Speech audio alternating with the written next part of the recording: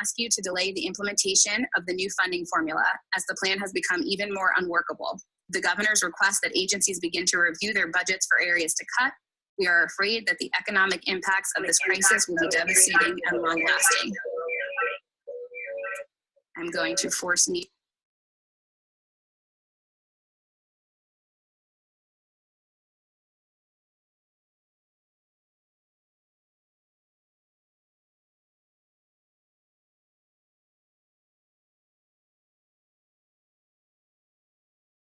She muted everybody.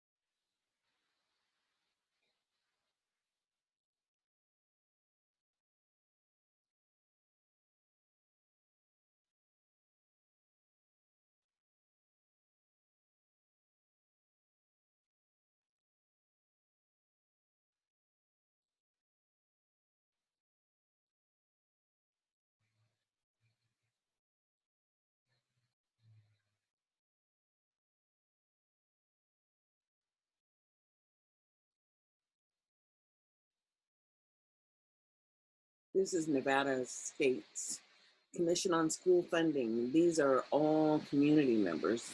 Some of them are educators, but they're community members, and they're determining the school funding model for all children. And that would be including how the federal dollars are being allocated to all students. So this is interesting because Nevada wasn't doing it exactly correctly, and they're being forced to address the equity issues. It's going to be an interesting concept. I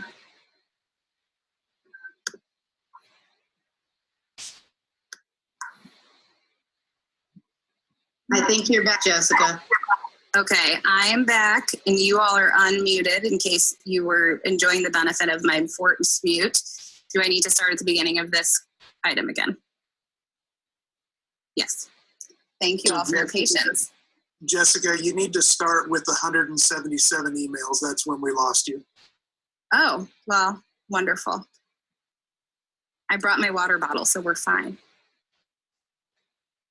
Thank you, Member Jensen, and thank you all again for your patience. The 177 emails were received with the following text. Dear Senator and Commissioner, I write to ask you to delay the implementation of the new funding formula as the plan has become even more unworkable. With the governor's request that agencies begin to review their budgets for areas to cut, we are afraid that the economic impacts of this crisis will be devastating and long-lasting. Your job is to use the current year's budget to make recommendations. However, with new economic realities, we believe it would be irresponsible to make recommendations based on those numbers. The only responsible action the Commission can take is to document these current economic conditions and recommend to indefinitely delay the July 1st, 2021 implementation. Thank you. The next public comment is from Sylvia Lauzos on behalf of the Nevada Immigrant Coalition. Dear Commission members, first and foremost, wishing that you and your families are safe and healthy. The COVID-19 crisis has exposed existing inequalities in Nevada's education system. CCSD has acknowledged that many students will not be able to access remote learning during school closures. Rural school districts are struggling with broadband access. Estimates from Gwynn Center are that 26,000 students may be being left behind due to lack of access to broadband.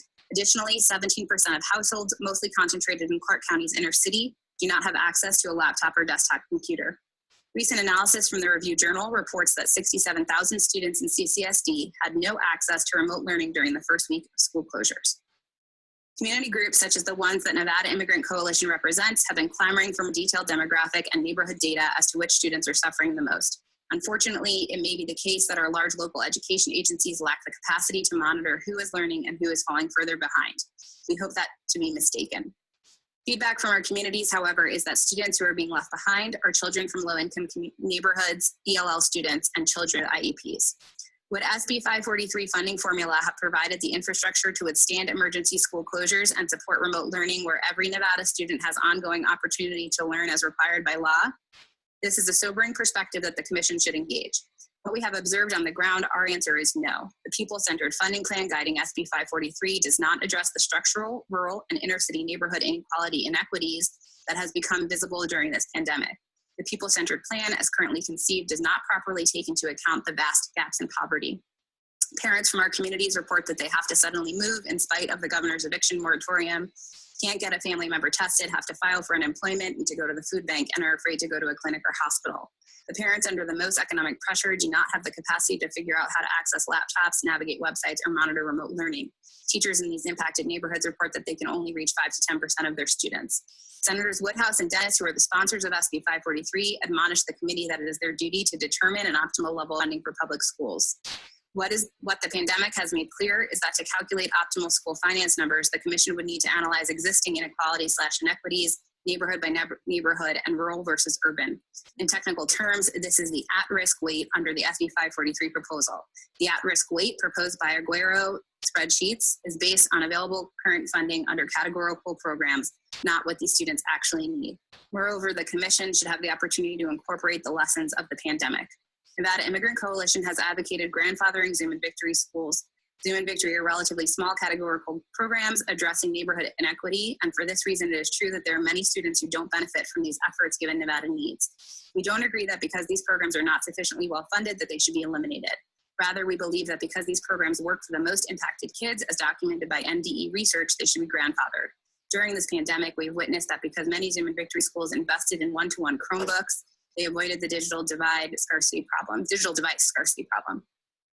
Zoom and Victory are equity focused and channel more dollars to the most impacted schools, children, and neighborhoods. We believe that the Commission should keep this equity commitment in place for those schools that have been successful. Senators Woodhouse and Dennis state in their February letter that because SB 543 directs schools to invest in Zoom and Victory services, it follows that SB 543 would preserve Zoom and Victory performance. We attach our own spreadsheets based on Aguero spreadsheet weights that he submitted during the 2019 legislative session that show that current Zoom and Victory schools would receive substantially less monies under the SB 543 plan. First, we have spoken to principals of successful Zoom and Victory schools, and no principal believes they can continue success with the SB 543 Zoom services and Victory services allocations. Second, Zoom and Victory were not about per pupil weights and a quality approach, but about introducing systems that would be successful for students in poverty and ELL. Remember that CCSD, school district with over 60,000 ELLs, had failed to institute research-based L instruction for across-the-board student success. There were individual bright spots.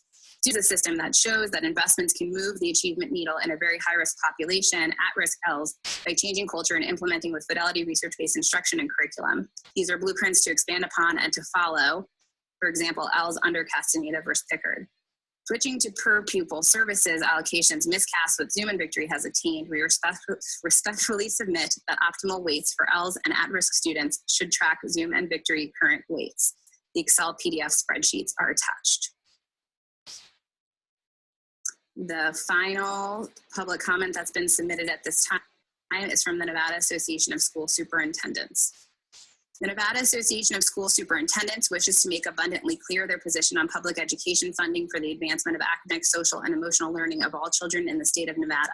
NAS genuinely appreciates the efforts of the 2019 Nevada legislature in recognizing the archaic education funding model under which we currently operate. We are grateful for the passage of SB 543 that creates a pupil-centered funding plan and a commission on school funding, which will subsequently make recommendations on how best to implement the plan. However, NAS must vehemently express significant concern regarding the implementation of any plan that fails to address optimal levels of educational funding, but merely creates the illusion of improvement by simply redistributing inadequate resources. This redistribution will cause significant harm to Nevada's children as it fails to address the real issue, optimal funding levels for education. If no new revenue streams are created, Nevada will perpetually remain at or near the bottom of all public education lists from across the country when compared to other states. As a result, NAS desires to publicly declare the following recommendations to all law and decision makers in the state of Nevada. 1, fund the base at optimal levels for all students as outlined in the 2006 and 2018 APA Nevada School Finance Studies, while providing additional financial support for Nevada's most at-risk children. 2, increase state spending on public education by creating new revenue streams to support the Pupil-Centered Funding Plan. 3, provide more stable funding for public education by enacting protections to the new Pupil-Centered Funding Plan, which account for inflation and alleviate the erosion of resources. NAS unequivocally desires to achieve their mission of providing the highest quality education to all children in the great state of Nevada. If we are to fulfill this mission, there must be an optimal and reliable revenue stream on which we can rely. We stand ready to partner with all decision makers in solving this most difficult issue, as the future of our most precious resource, even our children, are relying on our actions right now. That concludes the public comment that we have received for public comment number 1 at this time, Madam Chair. Okay, thank you very much, Jessica. And now you can get back to the drink of water. Moving on to the rest of the agenda, we have actually a couple of items. We've got the meeting minutes. We've also will be moving into a presentation regarding cost adjustment factors. We'll be moving from there to a maximum amount of money for the administrative expenses, and cost adjustment factors, necessarily small schools, and the small districts under the cost adjustments. Just as a quick reminder, and Jessica, I don't know if we got that slide together ready to share, if that you have that available or somebody else does, but I'll speak to it regardless. One of the things I wanted to remind everybody is we are at that point where there are some expectations for districts to complete budget forms and complete their budgets so that a comparison can be conducted between the Pupil-Centered Funding Plan and the Nevada plan for those budgets. And that is fast approaching. Therefore, the only way that districts can do that is if this group provides some guidance and direction to Nevada Department of Education regarding some critical elements on that formula. During the May meeting, our focus will be targeting our direction toward the state education funds and a comparison of the Pupil-Centered Funding Plan and the Nevada plan for the state. Our June will actually be focusing on a review of the comparisons that are provided by the districts, as well as beginning to put together a set of recommendations to the governor and then ultimately to the legislature. We really want to be able to focus our attention on that in June and July, and those recommendations to the governor have to be submitted on or before July 15th. I wanted to raise that just as a reminder to us that there's some critical work that needs to be done. Otherwise, the guidance can't be given to the districts. And I assume since we have several folks that are working either in districts, for districts, that you understand you have to be given some guidance to be able to meet the deadlines of SB 543. With that, I just want to make sure that we are all kind of focused on the important work ahead for today. And with that, we can move forward with, I believe our first component is approval for the commission meeting minutes. If we have a couple of sets, we have the February 20th, that was a Thursday, the meeting minutes for that was primarily public comment. And then February 21st, that was a morning and an afternoon meeting. So those are in 2 sets for the commission. Do we have a motion to approve those minutes? Madam Chair, Dave Jensen for the record. I'd move to approve the minutes of February 20th and February 21st, 2020 as presented. Thank you. Do we have a second? This is Paul, and I will second. Thank you. Any discussion? Okay. Given that, all of those in favor and approval of the minutes for February 20th and 21st for the Commission on School Funding, please say aye. Aye. Opposed? Nay? Okay, Jessica, all have approved. And then moving on to the approval of the work group minutes, meeting minutes for the 21st, both the reporting and monitoring work group and the formula and distribution work group.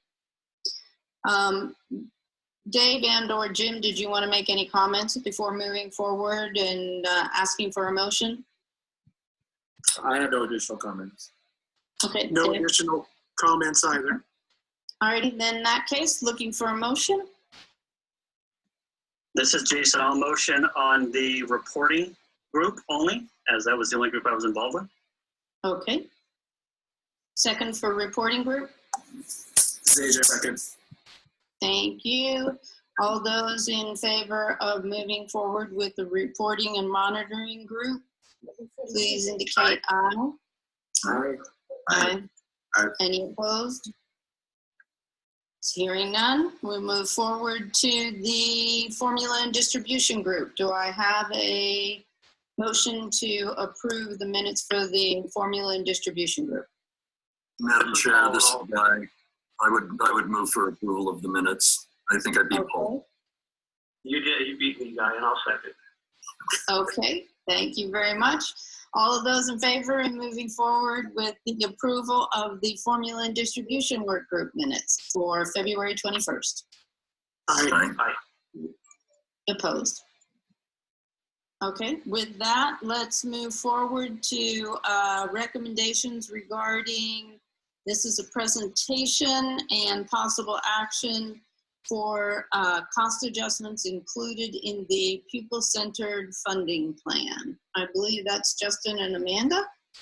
It is, and Chair, I'm going to start with the regional cost adjustment, and then Amanda's going to take the next two. But I'm going to attempt to share my screen and share the PowerPoints. Okay. Screen.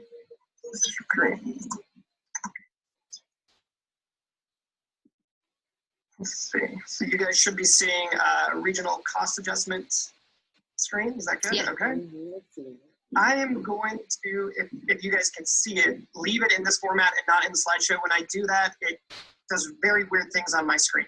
So as long as you guys can read the slides okay, then I'm going to not go into the slideshow version of PowerPoint. For the funding work group, this is going to be familiar.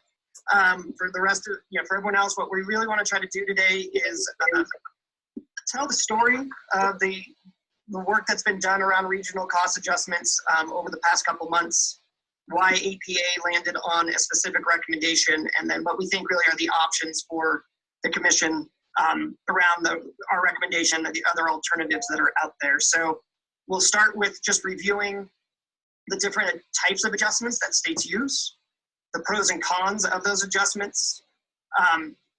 We'll walk through the different iterations that APA has created, and really a ton of work by Amanda to get through all of those. And then we're going to end again with what our final recommendation is and what some of the different alternatives might be. And so the first thing to consider are just the different types of adjustments that different states use. There really are three different types of adjustments. One is a very traditional cost of living index. We all can think about the market basket of goods and basically what happens is states go and they price out the same basket of goods in different communities, and then they compare the costs of that basket of goods, and that's how you set the regional cost adjustment. What is true is that it still depends on data, and not every community is going to have necessarily an adjustment in different states, but in general, it's relatively replicable, pretty easy to update, and it's using that same basket of goods. Frequently in a cost of living, you're going to have housing in there. It's often at rental prices, not price of housing, but the cost of rents. You've got the hedonic wage index. That is more of a statistical approach that uses regression analysis to predict the wages needed. The hedonic approach, in part, is trying to consider everything in a community, so the positives and the negatives to really predict what wages need to be. So that hedonic piece would try to take into account what sort of amenities are in a community. It'd also take into account what some of the price drivers are. So if you have high prices but high amenities, in theory, a hedonic model is going to take both of those into account, and they would kind of offset themselves a bit.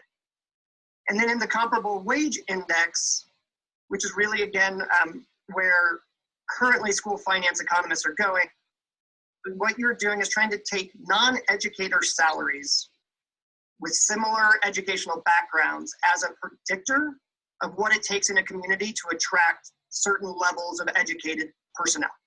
And so you're trying to take, again, a look at something like, let's say, we always use it, accountants, and how much does it take to attract an accountant in a community? To say, well, that's a very similarly educated professional. That's how much it would also take for teachers. Why the economists like it is it takes out any data that districts have an impact on. So it takes out the actual cost of teachers, because that's derived through actually what districts decide to pay, not necessarily through kind of that econometric model of what they have to pay. We talked about it before. There are only 12 states who use any sort of adjustment. 2 use a cost of living adjustment. 5 currently use a hedonic index, and 6 use CWI. So just quickly, some pros and cons. Cost of living, biggest pro, it's readily available data, and it represents the costs that personnel face to live in a community. The cons, it tends to be limited to population centers of a certain size. So if you're trying to rely especially on any sort of federal data, you still are generally only getting data for larger population areas. Otherwise, you have to use a regional adjustment. It assumes that spending patterns are similar across communities and across the board. So it's that same basket of goods everywhere. And it does not factor in at all the attractiveness of the community. And so that's really one of the big drawbacks the economists that we work with talk about, is that you can have high costs. Often in high cost communities, you also have a very attractive place to be. It's not taking into account at all the attractiveness of the community. So the ability to attract folks regardless of the price. So you can imagine when you talk to economists, that's a very important piece of this. Hedonic, the pros, it can incorporate a lot of different information that affects salaries. It can include working conditions. So it can include all those amenities. You can put a lot of different pieces into the formula. Really the biggest concern with hedonic is that it is not easily updatable. We actually heard even in the public comment, anytime you run a regression, the idea of transparency starts to get a little muddy. It can be harder to explain when you're doing something through a statistical model. And then the volume of data. So even if you can get the data, it just takes a lot of data to update the system. The comparable wage index, the pros really are around the availability of data. Generally, the economists who are creating these are using data from the ACA, the American Communities Survey, and that American Communities Survey is updated frequently by the feds, so it's free data. It's something states don't have to do. You can update every year. It really is trying to understand the attractiveness of the community, so that should have an influence on the salaries in the community. And it's, again, independent from any decisions that the district can make. The con is it's a relative measure, somewhat like these others too, but it's a relative measure. So you're not really talking about a price within a community to live there. It's just the relative difference in what it takes to attract personnel through those communities. So you're creating a relative metric versus an absolute metric.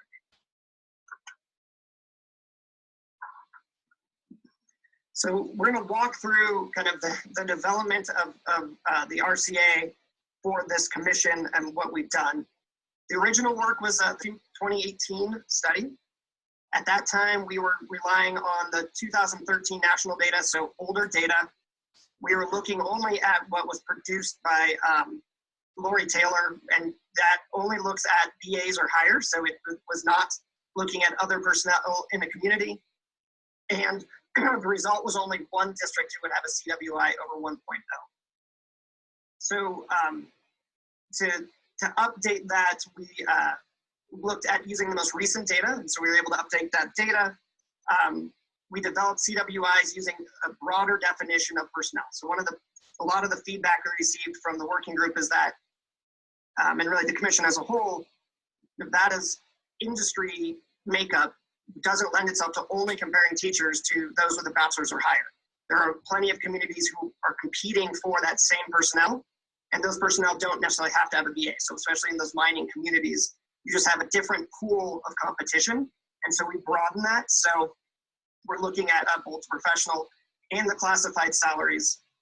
And then we are recommending a CWI for all workers and all education levels. So we really broaden the look of that kind of competitive group of personnel. And when we did that, you got some changes. There's a lot of numbers on the page. They're probably relatively small looking from that side, but the far left column of numbers shows just what we talked about. Clark as the only district who had an adjustment above 1.0. So the recommendation was if you were to apply that, you would apply it at 1.0 or higher. If you look at the 2019 data, so when you update that data to 2019 and you really look at that same group of professionals, which is the BA or higher, Clark's adjustment goes up. There's only itself and Washoe who would be above 1.0.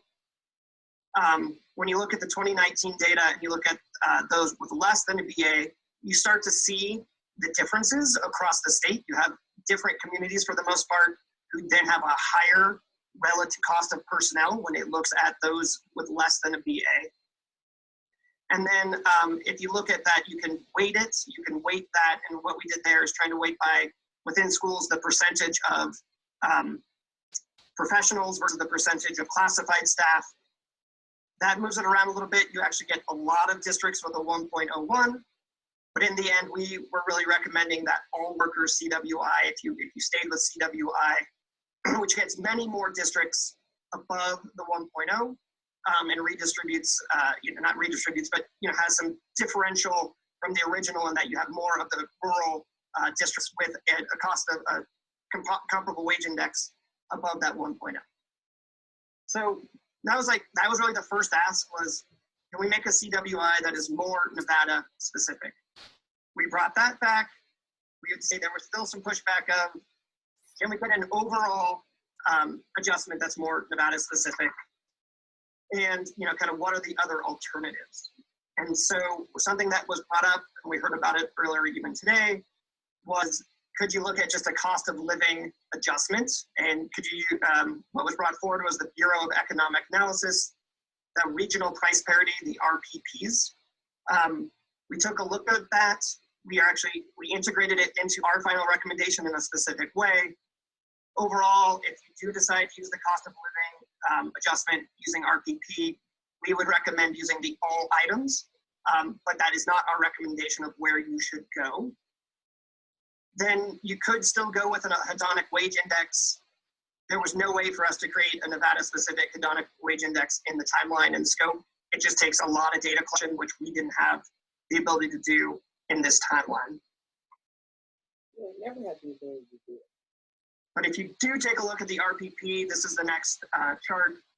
To the point, the all items, if you were just using the RPP is what we would recommend. There, you really have the same outcome in a relative sense that we had with the original CWI, which is only one district is above 1.0, and it's only slightly above 1.0, and that's Washoe.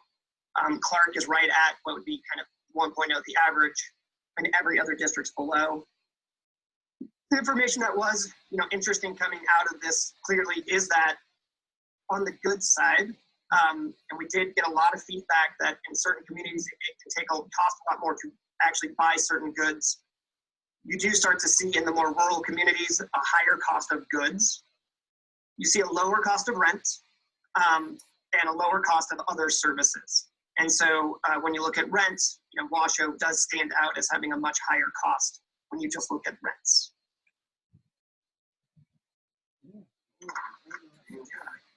So the next step, we took that RPP information, we took the CWI information, we went back, we talked to the economists we were working with out of Montana State and said, you know, kind of what are some things we could do here to again get a specific Nevada adjustment, and we created what we think will be our what is our recommendation, which is the Nevada Cost of Education Index, taking into account that when we look at the expenditures in the state for education, 72% are for personnel, 28% are non-personnel. Could you create something that still uses CWI with all workers for the personnel portion of this, and then the goods component of the RPP for the other 28%, and that then creates a metric. You know, I think some of the feedback was that it's the question becomes, well, you know, transparency. It is a very clear mathematical formula. It is one more step, but it is a very clear formula. You are just taking two numbers and weighting those two numbers as you combine them. The other alternative you could look at is taking a best of. So basically holding everyone harmless to their best possible adjustment. So either CWI for all workers at all education levels, or the COL based on the RPP for all items. And when you do that, you know, this next chart shows the two approaches here. The better of on the left, so that would be basically saying you either take CWI or cost of living. You don't do any combination, you just give the best of. Most districts then come above 1. You still have a couple who are below. And the two highest, but you have Clark and Washoe, but you then actually have a number of other districts between those two who are above 1. The NCEI, on the other hand, is on the right side. When you put those pieces together, you see most of the districts with the better of also have, who are above 1.0, also have above 1.0 with the NCEI. I think the only exception there is Washington.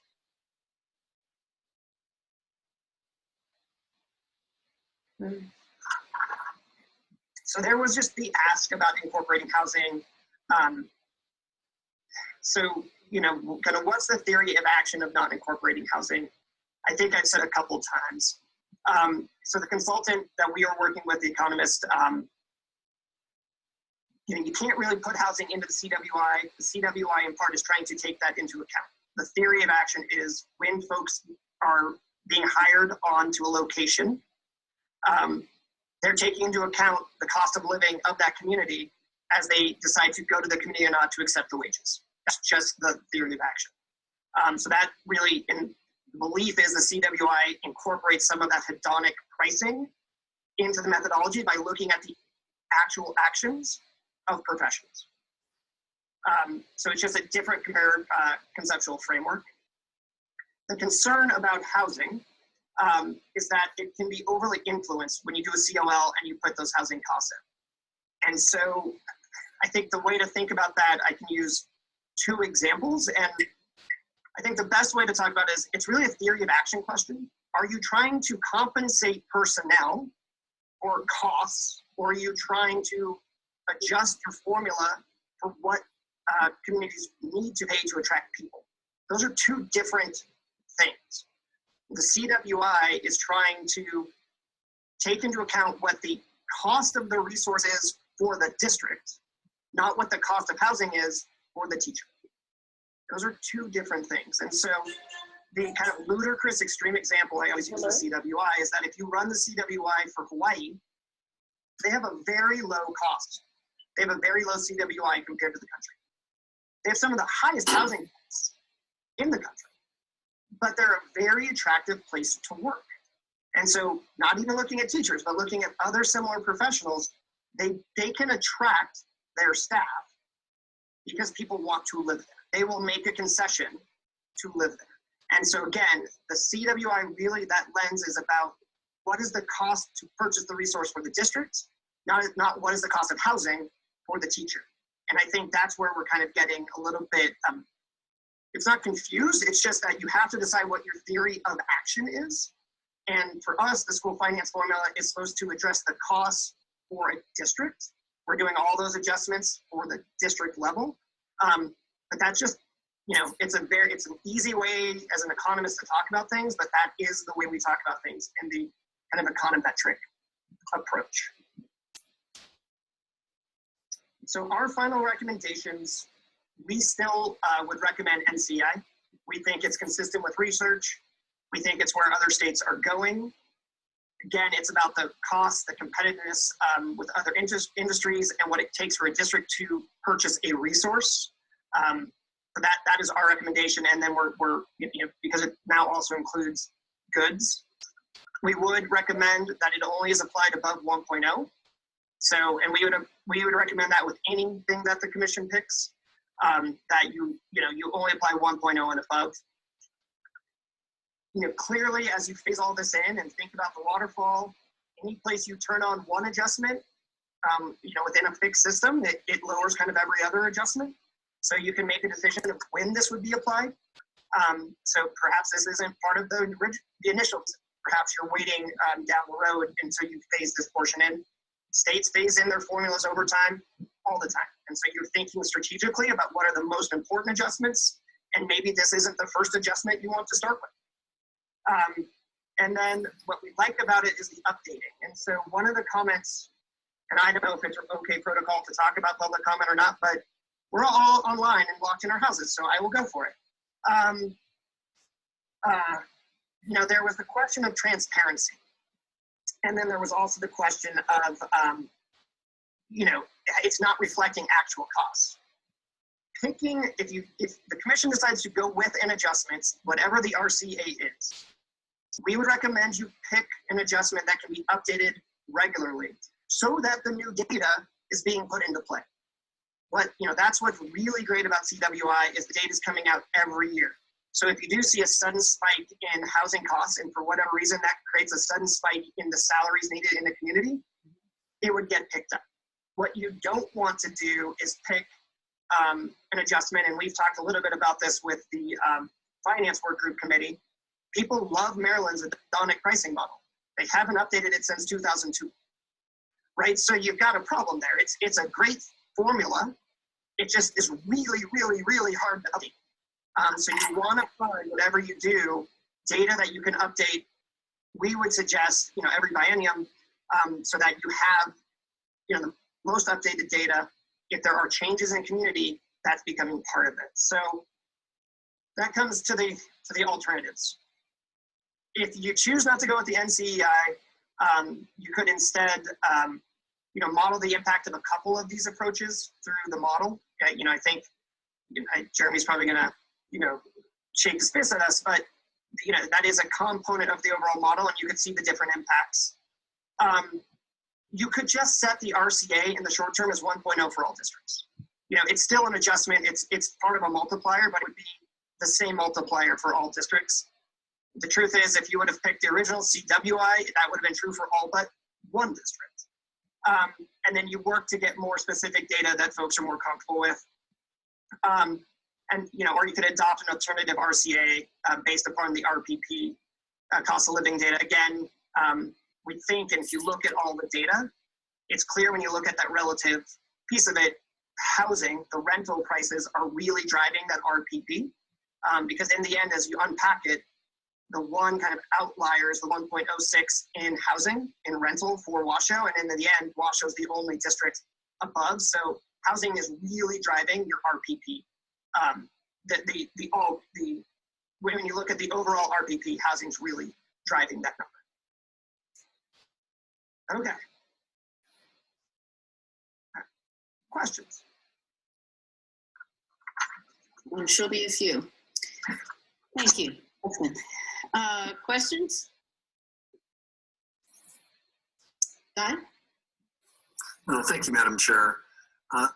Just to help clarify something, Jason, and I know we've talked about this before, and I think I understand the reason why it's been included in the past and why it was a part of your recommendation, but can you talk about the reasons underlying the recommendation that you would only apply factors when they're 1.0 or above? As I mean, it seems to me on one hand, it's the relationship between all of the factors that's meaningful. So if you take all of those above 1 and bring them down to 1, or all of those below 1 and bring them up to 1, you're affecting that relationship between all of the districts. And I just wonder from a statistical efficacy standpoint whether that's an appropriate thing to do. I understand that it's part of an attempt to mute the impacts between and among the districts. I wholeheartedly get that. But if you're recommending something that is supposed to show the relative difference between costs among the districts, doesn't fixing that number either above or below kind of skew that a bit? The answer is clearly yes. In the pure economic sense, you would apply in both directions. I think what we have found in application in states for every other adjustment you make in a system can only help a district, right? That if you're adjusting for at-risk students or you're adjusting for special ed students or anyone else, it only ever goes up. But you're starting everything at a 1 point or above. And so you're absolutely right. To truly show the relationship of cost based on what you're picking, you would apply it both ways. I think in the end, it becomes, in most states, the only way you can get this in is to do that, is to make it the 1.0 or above, because once you go the other direction, it becomes impossible to get it as part of the formula. And so what you do have happen is those who really do have higher costs end up getting nothing because you want it to be, more statistically sound. And so I think the expediency term you use is the right term. And that's what sort of jumps out. I just think that that's important to have out in the open, that, it's more a matter of palatability than it is a matter of what's appropriate statistically or from an economic standpoint, because that relationship is what really matters. The other thing that always strikes me when we have this conversation, and I'm reluctant to ask this question because you don't want to look at the mathematical results to decide which one you like, and that seems to be what we're bogged down in. But the materiality of the differences in terms of movement of dollars within the Pupil-Centered Funding Plan. Looking at each of the different columns of choices that we've had along the way. Thank you for giving us so many of them. Really appreciate that. But I think the materiality is something that I'm not sure if it's understated or overstated. Right now, it's not stated at all. But I think having some feeling for that materiality might be helpful. And I don't know if that's something that you've computed or something that Jeremy may have computed, but I think seeing that might help understand moving from option A, B to C is making the selection will only move this much money or only affect the equation by this much. So I just throw that out there too, and either you or Jeremy or Amanda could perhaps comment on that. Yeah, I can start, and then Amanda, why don't you pick up a little bit and we can go to Jeremy. We definitely did that in the original CW, the 2018 work, when there was only one adjustment above. And in part what we found is some of the adjustments below 1.0 were so great, they were actually wiping out all the small district kind of necessary small schools adjustments. So part of that was more than just expediency. Part of it was, oh, wow, like we've done one thing over here and it's taken it completely away over there. And so that became a little hard to think about implementation. I think we're not there as much now because most of the adjustments are either a little bit closer to 1.0 or actually have a number of districts above 1.0. So we wouldn't quite have that, but we have not, Amanda, maybe you have modeled these district by district on the new pieces. Amanda Brown for the record. I do not have updated modeling for where we landed with the NCI. I vaguely remember we were somewhere around 80 million in earlier iterations, but I don't have a very specific number for you right now, Guy, on where we are. But that's something I think we'd want to make sure we were speaking with Jeremy on, because it in part depends on, because it's a multiplier where your base was, and I want to be consistent with Jeremy about where we landed on a model. So Jeremy, I'm slightly kicking the can over to you on that one. Sure.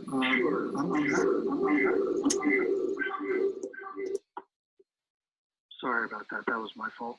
I'm happy to just do it this way. I'm happy to talk you through what we've got. And as Justin said before, and I would look, first of all, I'd never be upset with Justin about coming up with something different. That's just kind of what this process will do. But in recognizing that there have been a number of iterations, the way we structured the blueprint was to allow the selection of any of the alternatives that have been provided. I don't know if it's appropriate to share my screen, not share my screen, whatever you want me to do, I'm happy to do it. But we essentially went through all of the ones that have been provided and estimated it. Amanda just mentioned the NCEI with the base of 1. She was absolutely right. That's about $80 million. We've got it at 85. We know we've got a little bit of extra revenue currently putting around the model, so that's probably a little bit higher than where we ended up.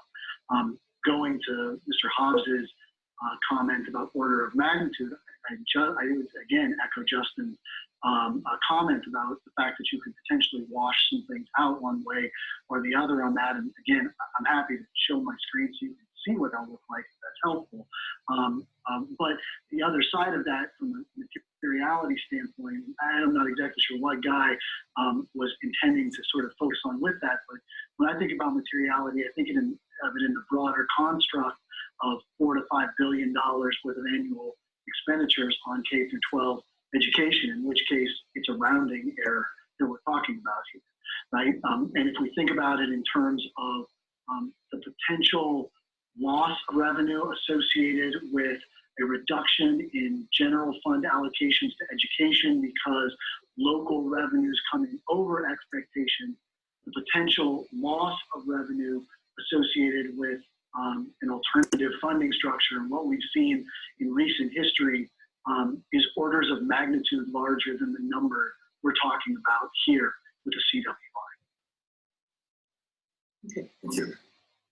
Let's see if we have other questions, and if we have more that would like to look at the blueprint, then we can go back to having you share your screen, Jeremy. But I mean, I think that was a good answer that kind of put the context that I think that Guy was looking for. So, other questions, conversations? Madam Chair, this is Dave Jensen for the record. Okay, let's go Dave and then Dusty. Dave? So before we see Jeremy's spreadsheets, because I do completely agree with Guy on that concept that ultimately we need to make a decision in the absence of trying to look individually at a district and saying what the impact is. So with that, I want to hold to see Jeremy's work for just a couple of moments while we engage in a conversation on this topic. I do have to step back a little bit and discuss why did we recommend the NCEI, and we put a lot of work on APA, picked up on some work and to give us some new analyses. The concern about the 2013 CWI analysis is it didn't reflect that. And clearly one of the things that we all felt was important as we talk about the uniqueness of Nevada is there has to be a measure that takes into account what's happening here. And so that became that charge. And that becomes one of the biggest barriers for me with looking at just the simple CWI is that it's not a reflection of Nevada. And so the NCEI comes closer, but certainly is missing some of those housing analyses that we need to look at. So that's why I think it's important for us to continue to take a look at what our options are. I do, all things being equal, hedonic appears to be the most appropriate formula if we really want to look at a cost adjustment. But the pro, as we know, is the complexity of trying to update that. And we've already seen in the Nevada plan that if figures aren't updated, it puts us all behind. And so in the absence of that, I don't know what other choice we have. I have a hard time looking at 2013 national CWI data. Okay, Dusty?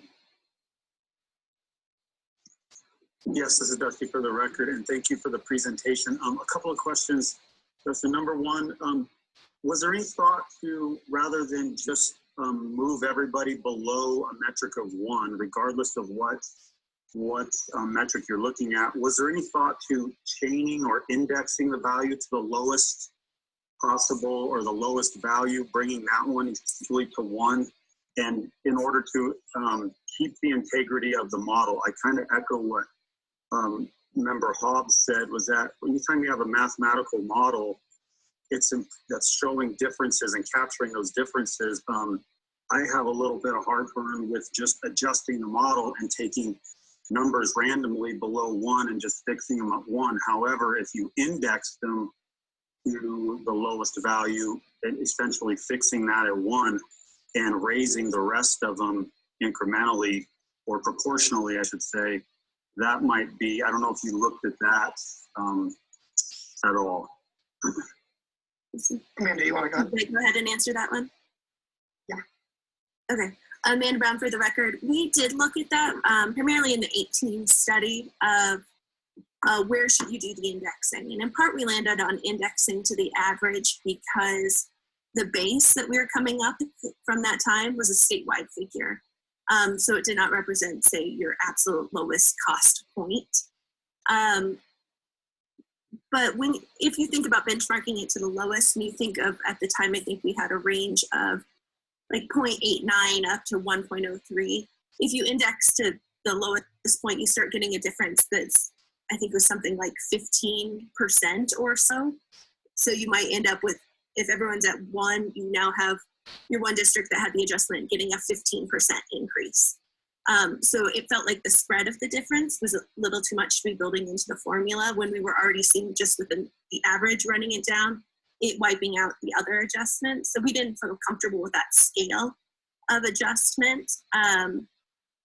So like I said, we went to statewide average knowing you were applying it to a base figure that's representative of the time it was a successful schools, which included school figures from across the state. So that's why we went with indexing to the average versus indexing to the lowest point. Thank you. This is Dusty again for the record. But if I'm looking at this chart, if I'm looking at the NCEI metric, there's not a huge difference. I'm looking at the lowest value of, looks like 0.982 on slide 11 versus the highest of 1.031. You know, so it's like 0.982 is the lowest. If everything was chained to that and that was fixed at 1, we would, and then raise the other ones proportionally to the same percentage if that comes up, and then at least we would maintain the integrity of those differences in the mathematical model. So I don't think the differences would be that great. My other question was on the blending, that NCEI. I just want to be clear that the blending is 72% of that metric is CWI for all workers and wages. And then the other 28% is the cost of living, which includes housing. Is that correct? Amanda Brown, for the record, it is actually, if Justin went back to that RPP slide, the RPP is made up of 3 components: rents, goods, and other services. For the NCEI, we use the goods component of that because it was being applied to the non-personnel items. So if that makes sense, the all items would really be your total basket of goods, which includes things that your wages would be addressing. So we went with just the goods items represent that your non-personnel wages might be influenced by your cost of getting goods into your community. So in other words, then, so the other 28% of that is only the goods portion, which takes out any housing, like the rent. Correct, because as Justin mentioned, the theory of action within a CWI is that it has accounted for housing because it's based on the wages that you pay people. So it would be kind of not a double count, but just a mixing of the two, where we try to keep it fairly pure, which one was based on the wages and which was based on just the cost of goods in the community. Thank you. This is Jason. Can I put in the queue? Yes, you're up. I think I see Mark. Mark, did you have one also? Okay, so Jason, then Mark. Great, thanks. I think that Justin's explanation earlier really helped me understand this concept, because as I mentioned last time, I was struggling trying to understand it. But I think his point about the fact that the CWI takes into consideration the attractiveness of the community or the location and its ability to attract workers regardless of cost. And I'm going to use Carlene's home as an example of Hawaii, which is a very, very high cost of living, has a very, very high attractiveness level, and they are able to get people to work there because of those other factors. So I think that that's the piece today that really helped me understand the concept of the CWI much better. And given that, I guess given that explanation and how we've worked these other components in, I feel significantly more comfortable, at least as this is a base. I think this is something we're going to continue to look at over time, but I'm much more comfortable now taking that holistic approach and looking at all the factors in and understanding it. And just, again, I have the same concerns that both Guy and Dusty raised, that, you know, the whole point is relative proportionality within these calculations. As soon as you raise the bottom and do not touch the top, you're essentially diminishing the actual evaluation. And obviously we've engaged experts who have also looked at other experts, economists, to try and drive this. So I think that, you know, that's something that's very challenging, and yet I understand the political motives or challenges behind trying to get something below 1. But if it's the right way to do it, I think, you know, that's where we should go. Hey, Mark.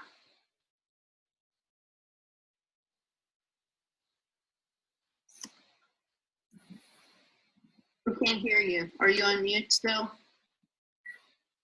Sorry. That's okay.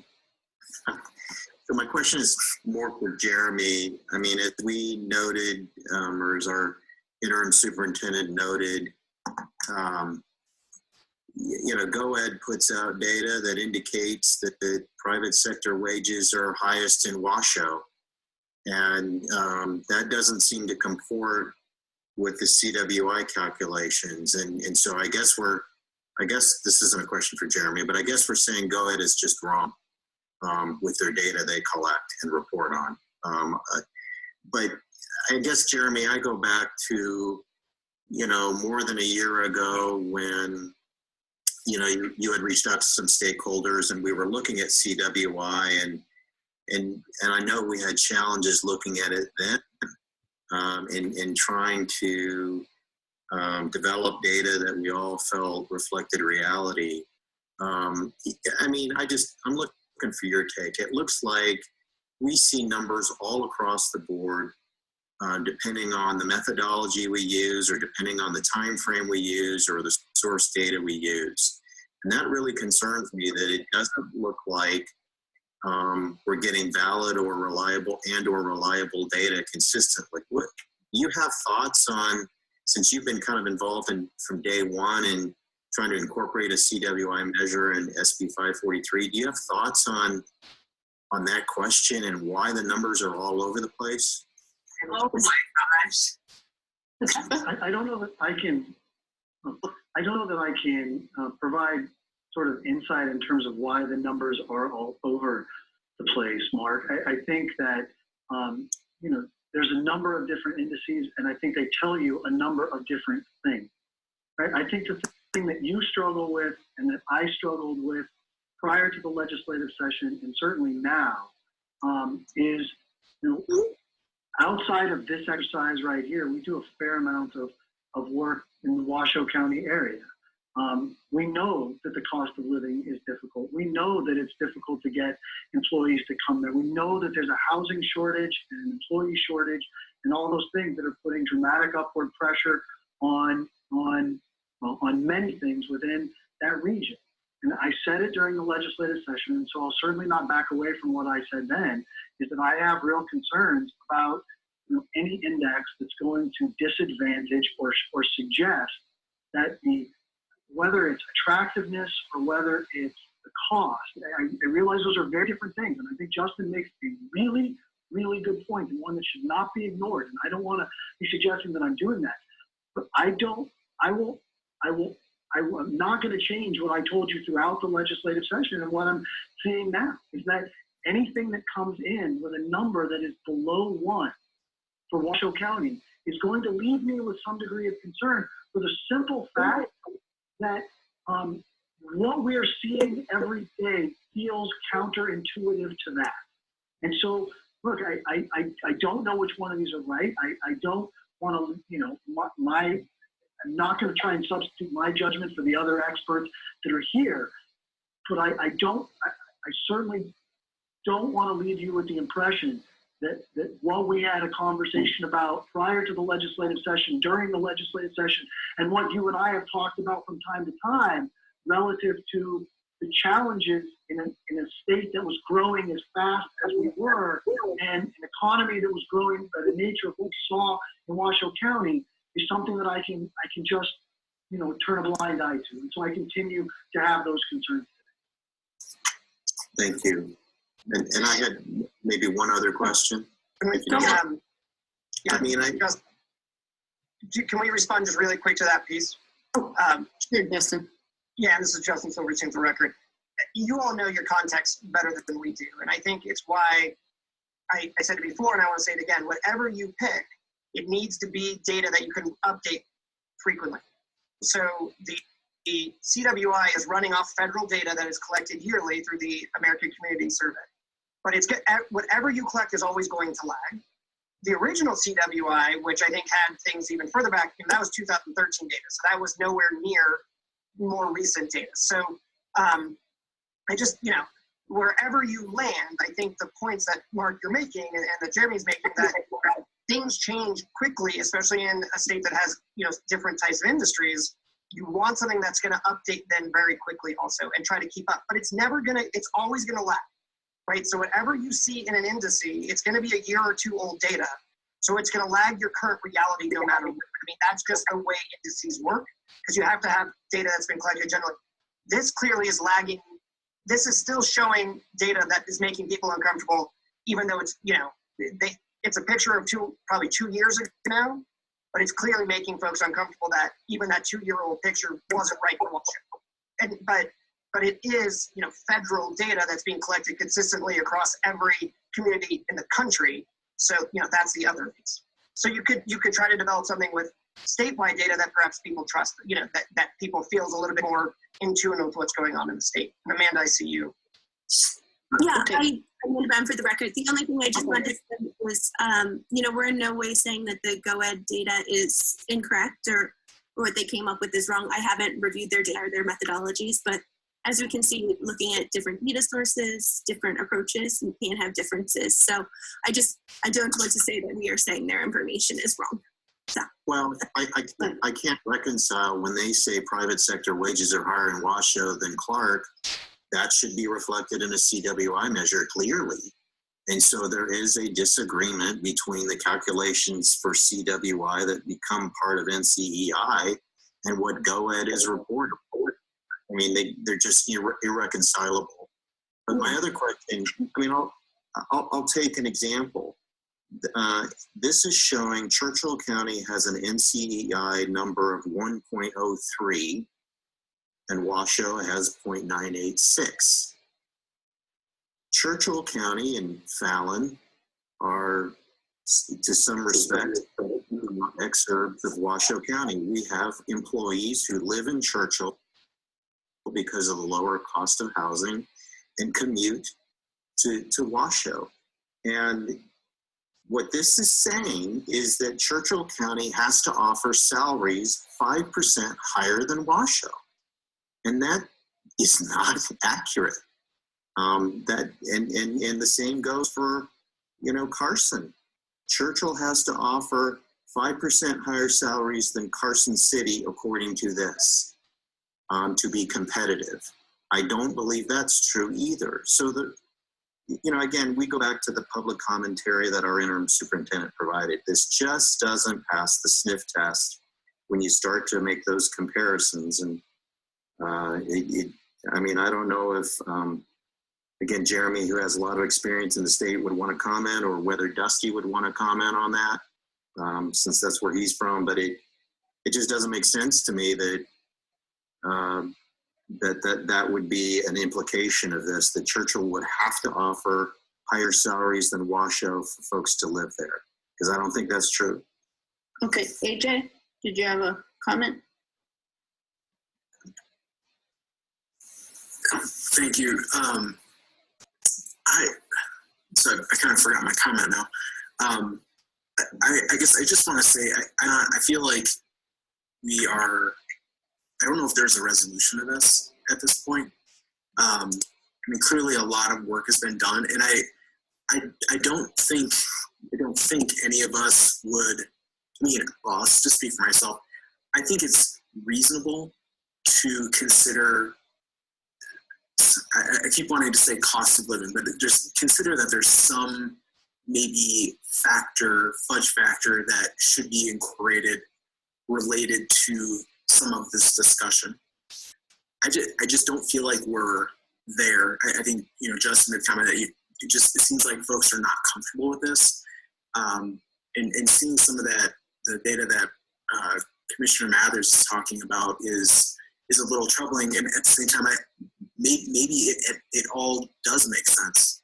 And I'm just not smart enough to understand that. But I mean, for me at this point, I feel like it should be considered as a part of the discussion, but maybe the future discussion, and simply to move forward at this point at 1.0 for everyone, and let's just move along. And then over the next years, we can figure this out, because I just feel like this is really complicated, and if this is going to move forward and people are going to feel comfortable, it can't be this complicated. Okay. I have Madam Chair, this is Paul, if you have a moment. Sure, Paul. Yeah, I've been in my office jumping up and down and raising my hands, and I realized I didn't have a video screen. So it was tough. Hey, jump louder. Just jump louder next time. I was waving as loud as I could, honestly. I just had a couple of comments. First of all, I like the concept of the NCEI, mostly because of like the reverse issue that Mark indicated.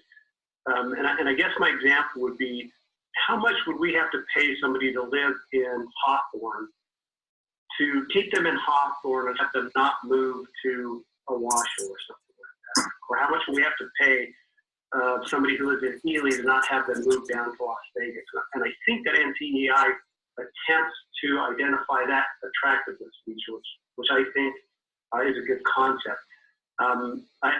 I think maybe we just need to vet the data just to make sure that everybody's comfortable with the data that's going in, so the results come out make sense to everybody.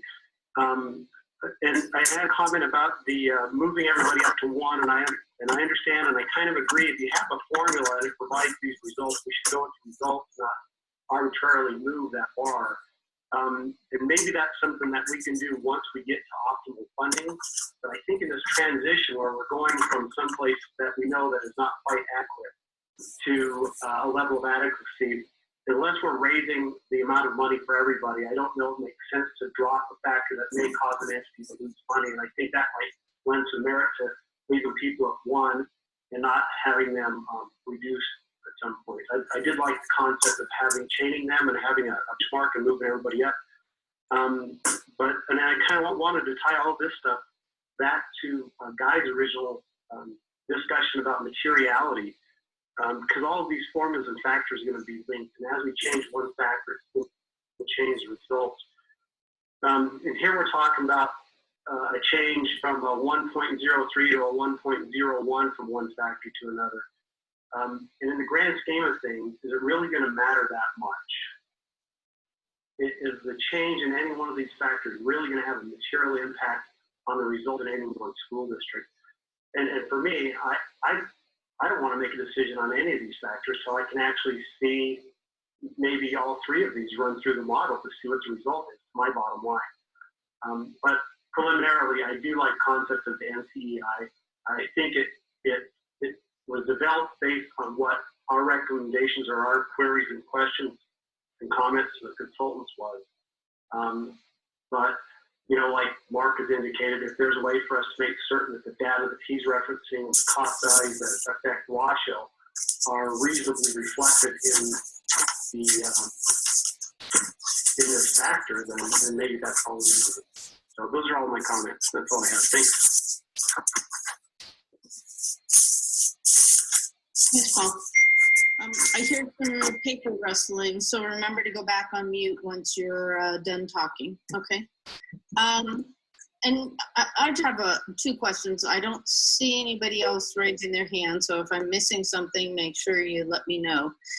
Justin, could you go back to your recommendation, and just before you go back to your recommendation, at one point you were talking about a hybrid, which sort of gave you column A or column B, and you pick whichever one gave you the best outcome, for lack of a better way to say that. Could you kind of go back to that on the screen? And then I'd like to know why that wasn't your recommendation and why you felt at the end of the day, the Nevada Education Cost Index was better. So if I'm remembering right, and it was a couple meetings ago, and so I want to, any of the work group members, you can correct me, or Amanda, the better of went over like a lead balloon, I think with the group at the time. Our theory was that there were some who really believe in the RPP, there are some who really believe in the CWI, and then this gave folks the opportunity, maybe at a time where you then develop a more specific Nevada-specific approach down the line, to say we're using something and we're allowing for RPP, which has more of the housing costs in it, to be in there for those folks who really are being driven more by the housing costs, and then CWI for those who are being driven more by CWI.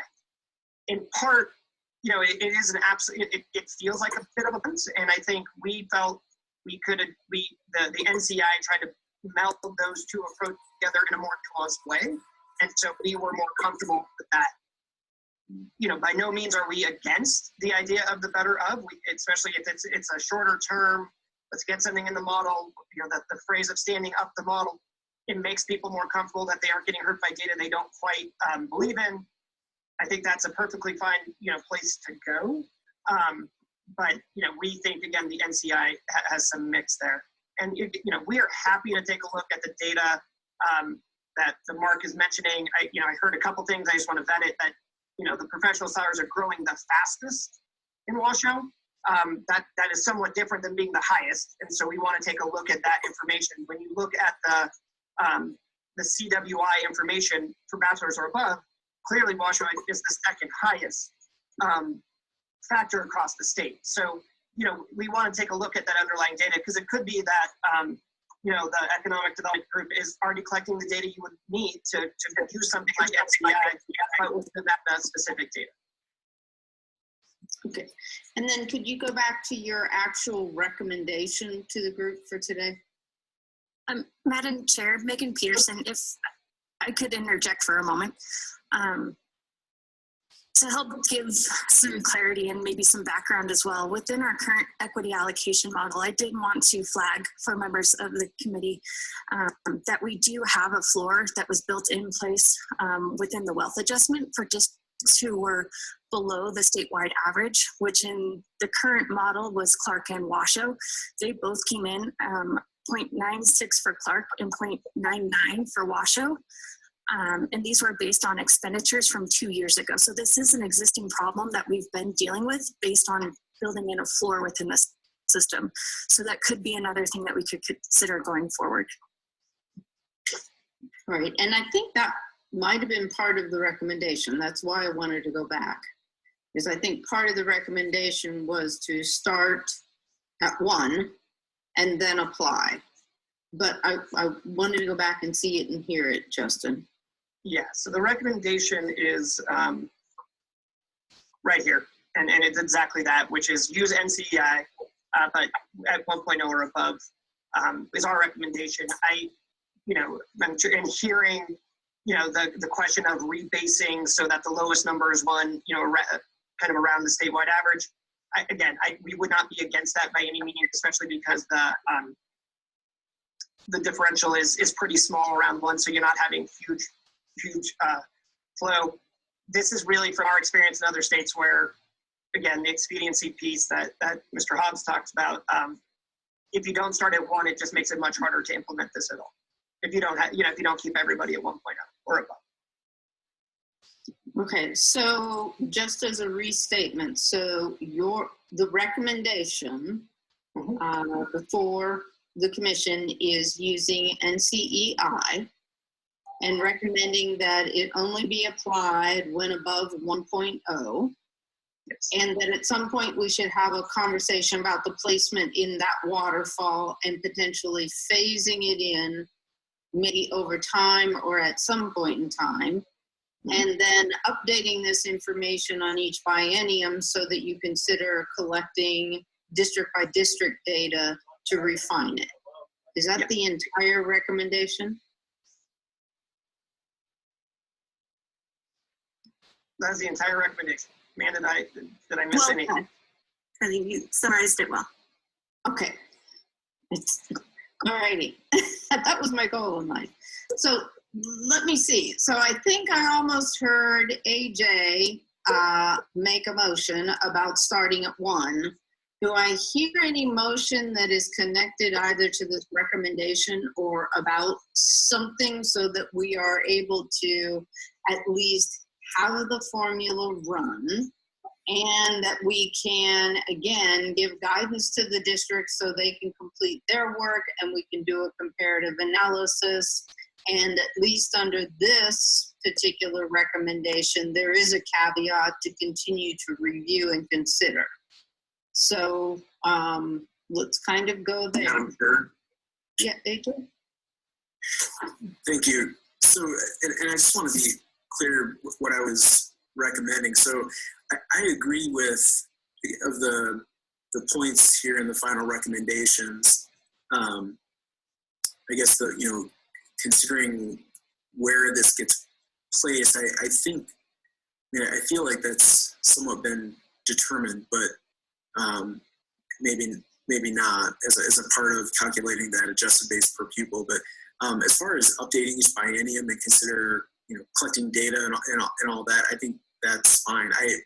I'm looking at this information that Dr. McNeil from Washoe provided, and again, I feel like I'm not smart enough to reconcile that sort of thing, and there just needs to be some more done on that. So I am not recommending that we start at 1.0 and work up from there based on the NCEI.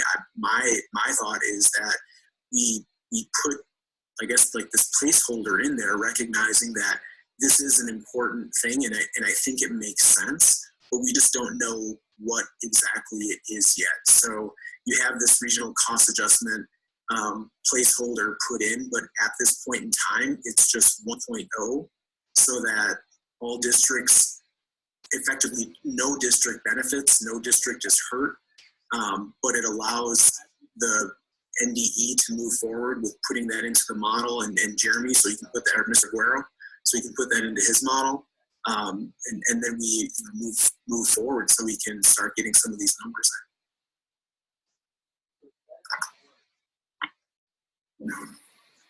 Madam Chair, this is Paul.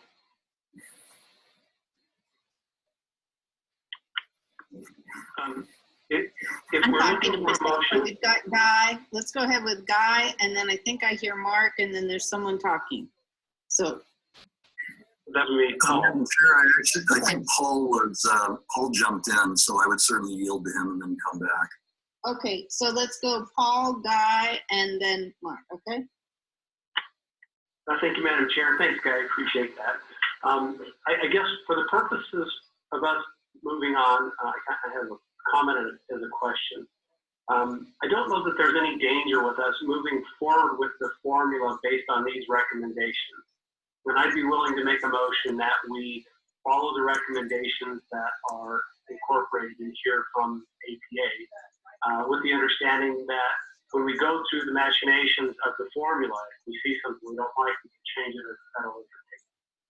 And then my question would be, How different, and then maybe this is a question for Jeremy, how difficult would it be to model 3 different scenarios of these factors? It's already done.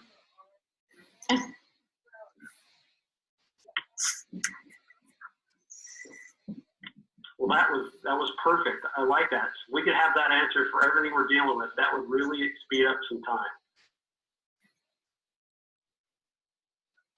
Okay. That won't be a problem. No. Thank you, Madam Chair. Do you already actually have a motion on the floor? No, we do not actually have, that's what I was going for. I was Okay. searching for, I almost have one from Paul. He said I would be willing to. So that's the closest I've gotten. So there is no motion as of yet. Well, I'll take a shot based on Paul's willingness. And again, this is more within the spirit of knowing that we need to move on and we need to stand something up in the model. Anything that we stand up in the model is subject to change. Because I'm a little bit uncomfortable about the fact that we've taken all of this analytical work and we're trying to mold it into something that feels good to us and that we like. And all of a sudden, the meaningfulness of all the analytics that have been done before, and I mistakenly called Justin Jason by those folks, goes out the window. And instead, what we're doing is coming up with a proxy just to be able to run the model. In the spirit of maybe trying to get down the middle of the fairway between, just doing something that as of one, and I understand exactly where AJ's coming from, but that almost seems to not recognize the fact that this could be a meaningful statistic. It obviously is to a lot of folks. And around the country, it's used to try to recognize those differences.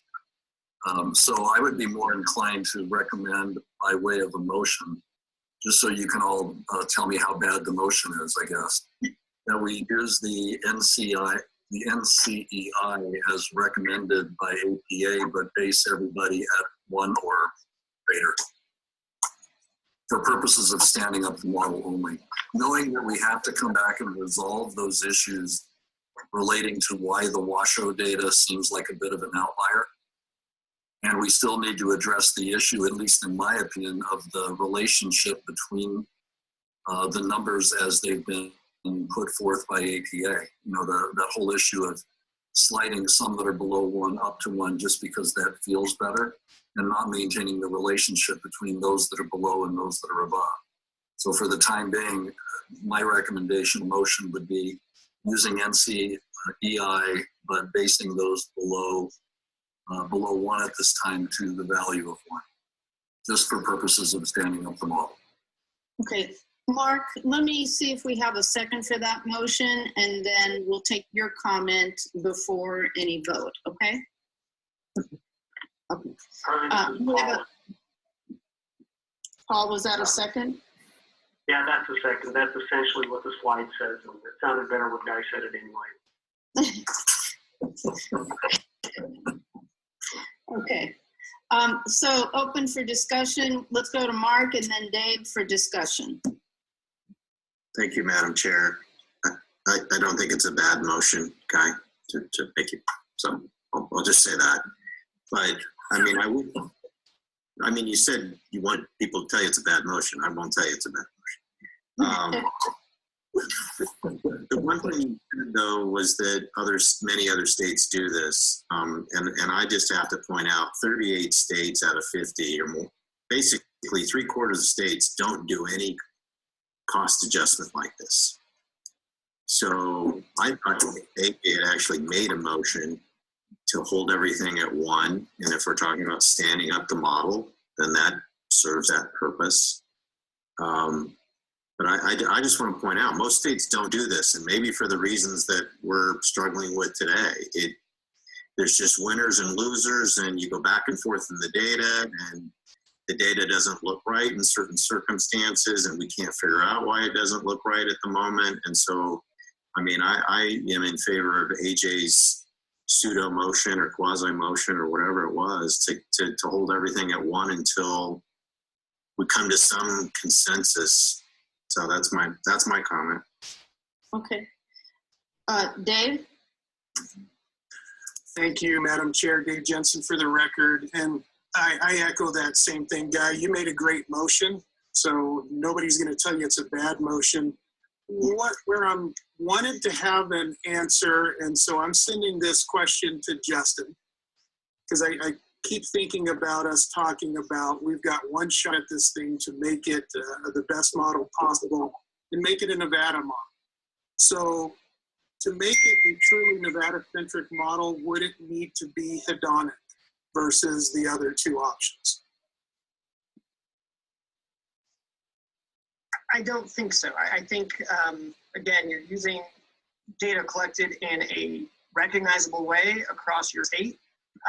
And so I don't think it has to be hedonic. I think the bigger question about making something Nevada-specific or more Nevada-specific over time is the level of specificity of data collection. So what we do know with almost all the data collection you have now, there are a handful of districts who just get the same number because you don't collect data in every individual small community. But it doesn't have to be hedonic versus CWI versus cost of living. All of those can be Nevada specific. Great, thank you, Justin. And that leads to question 2, and Justin, this is for you, and then it's going to help me as I ultimately vote one way or the other. When we look at the NCEI, and we've got those 4 that we would move up to 1, that was one of the groupings in our NCEI. Yet I know that the cost of living, in particular Douglas County, kind of as Mark has expressed in Washoe County, is very high. So can you just talk real briefly about that grouping that includes Carson, Douglas, Lyon, and Story, and how those figures came out, just so that we're all on the same page? Justin Silverstein for the record. I'm not sure I know exactly what you're saying.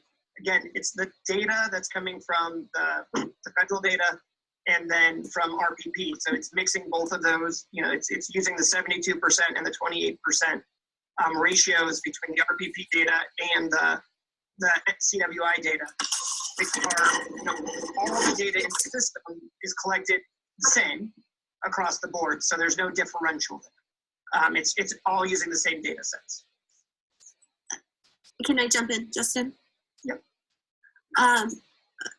In part, why the groupings were, that came from the CWI to have enough people in the area to be able to produce a reliable statistic. So you ended up with Vegas had its own, Washoe had its own, then Carson, Douglas, Story, and this one, we're all grouped together to have enough individuals to create a statistic, and then everyone else in the state got a rest of the state.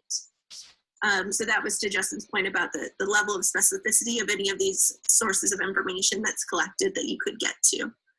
So that's how they were grouped together as neighboring districts to get to the level of population that you needed to have a PUMA for the census data, and so that's set by the Census Department. Thank you. Yeah, I think we had a question from Lisa. Lisa, you still have a question? Remember? More sibling? Okay. Okay, thanks. Any other comments? Otherwise, I'm going to go back to the... This is Dusty. I have a question.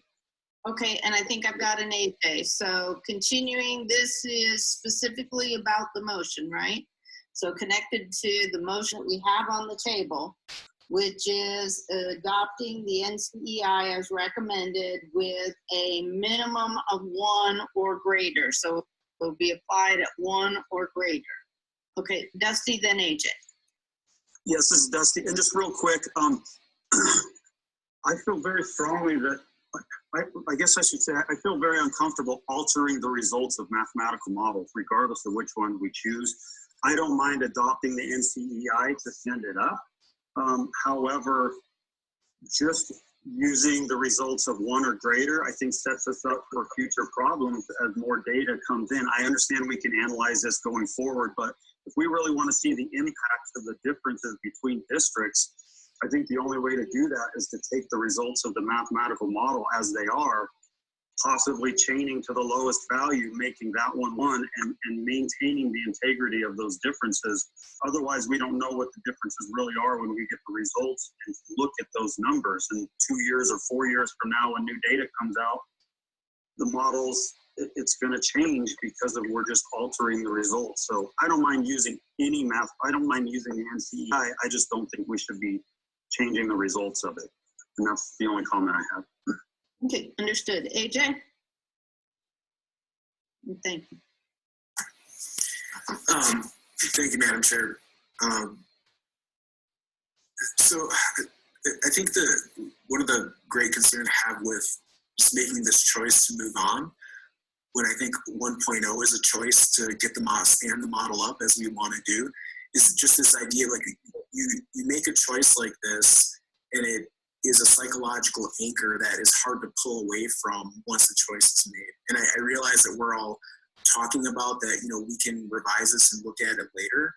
But again, I feel like there's discomfort with this, and I don't think it's unreasonable to say, look, yes, there should be something like this, or I think we generally agree. I don't know, maybe I just think that, but some recognition of it I'm okay with. But just let's stand it up with 1.0 and see what it looks like. I think it's effectively doing the same thing, but without kind of the discomfort of some of these really, really different numbers that we're seeing. And I don't know, I don't think it's an unreasonable request. Okay, so we have a motion on the table, and we actually have two, at least that I can count up, 3 actually, alternative concepts right now. Mark suggested to possibly no calculation of this at all. 38 states don't use it. AJ, you suggested perhaps just one across the board and further exploration, and Dusty has suggested using NCEI but removing the 1 as a minimum. But we have a motion on the board. So on the table. So let's go ahead and move forward. We have a motion, we have a second. Let's go forward with a vote.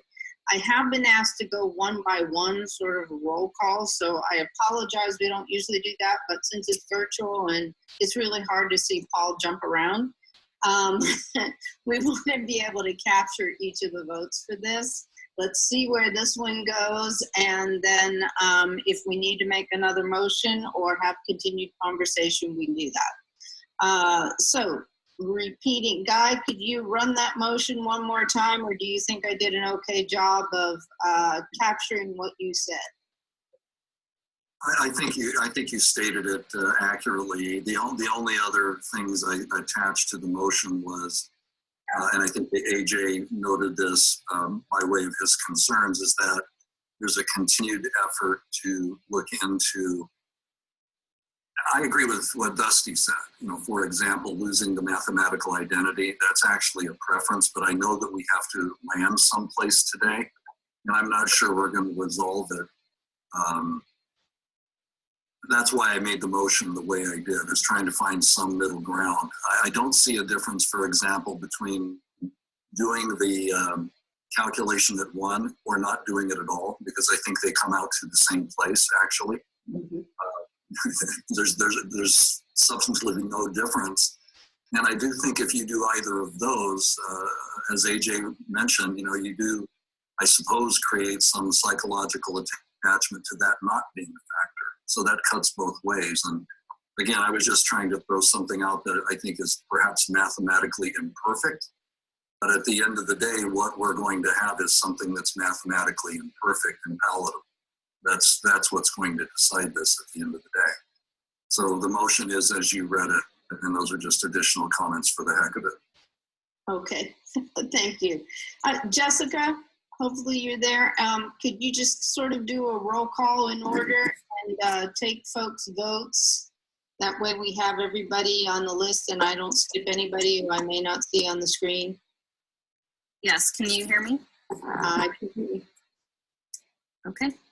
I'm going to go in alphabetical order as always. So Member Casey. Yay. Member Fueling? Member Gowdy? Yes. Vice Chair Hobbs? Yes. Member Jensen? Yes. Member Johnson? Yes. Member Mathers? Nay. Chair McCormick Lee? Yay. Yes. Member McIntosh? Yes. Member Morris Sibler? Yes.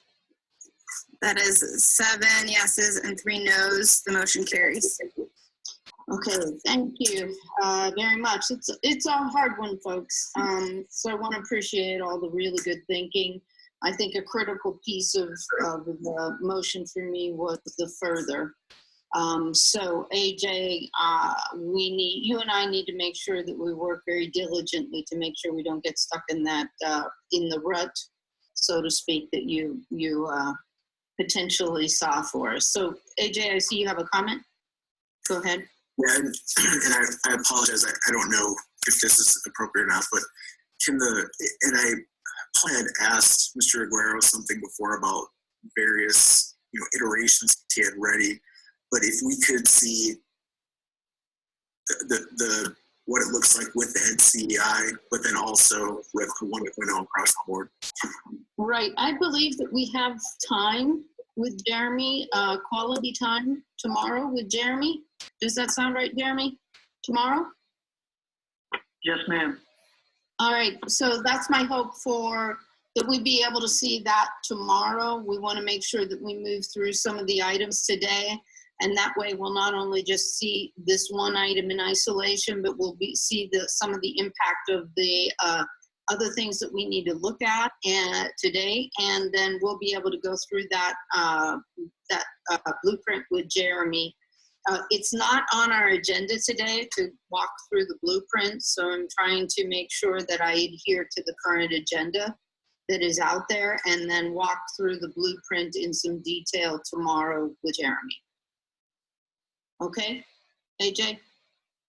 All right, so we'll see you tomorrow. Thanks. Thank you for your patience to be able to take a look at that information tomorrow.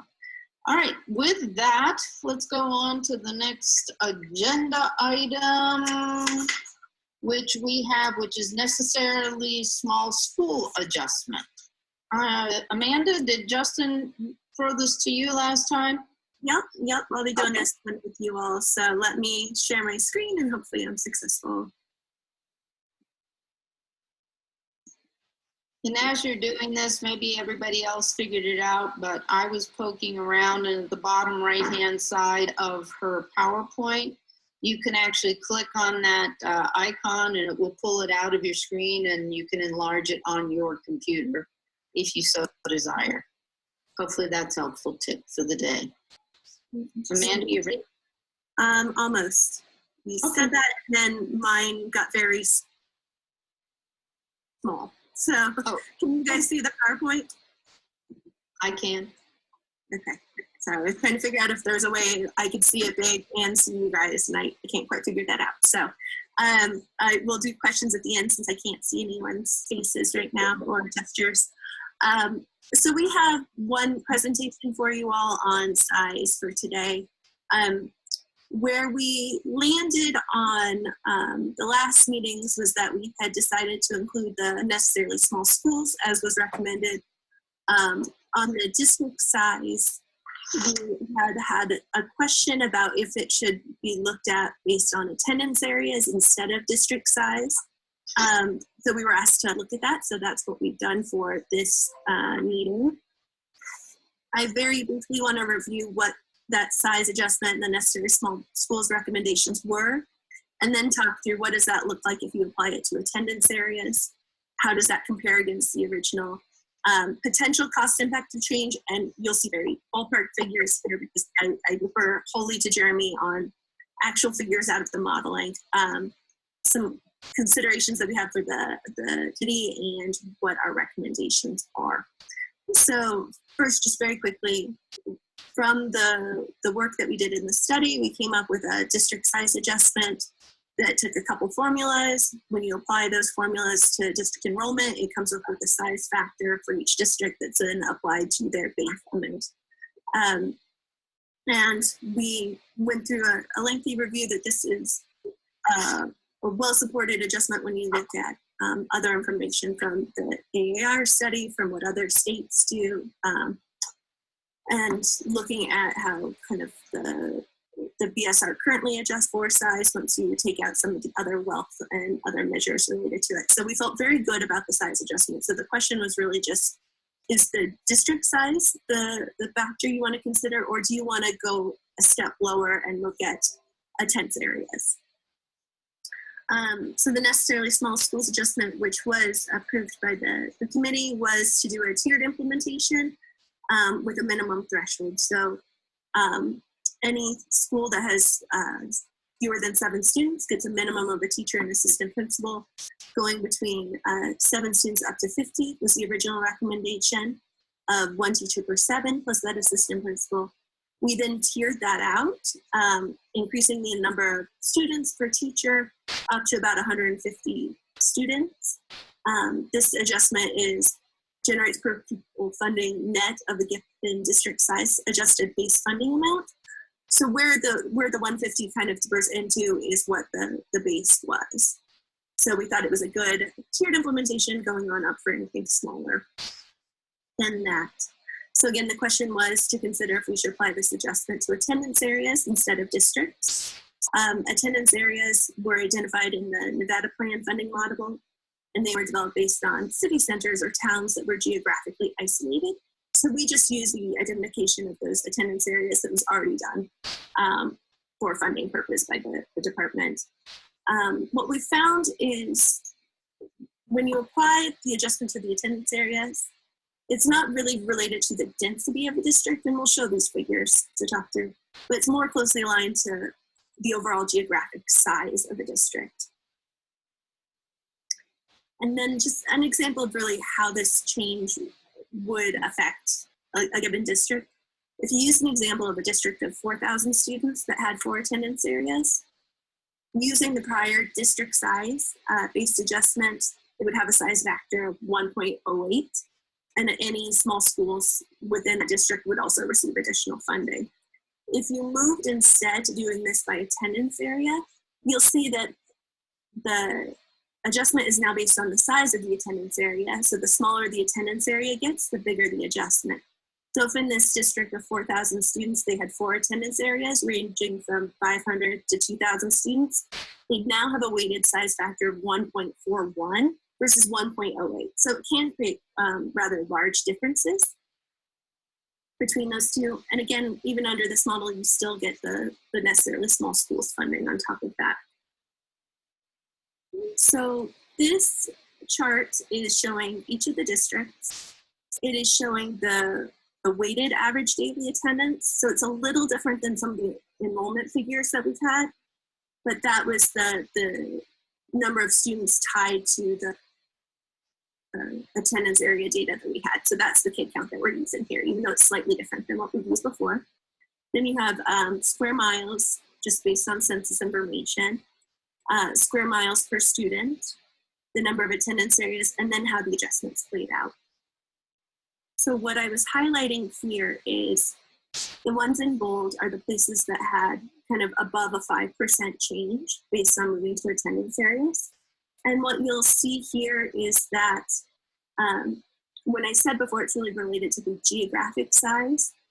You can see that the places that receive the biggest change and difference are your bigger districts in terms of how many miles they cover. It's not necessarily related to how many kids are in each of those square miles. So if you look, a good example, Elko is very large, but it's also a pretty big district. So its miles per student is relatively low. So it's a very spread out district. You'll see they have 11 attendance areas. Clark is also one that has a lot of different attendance areas.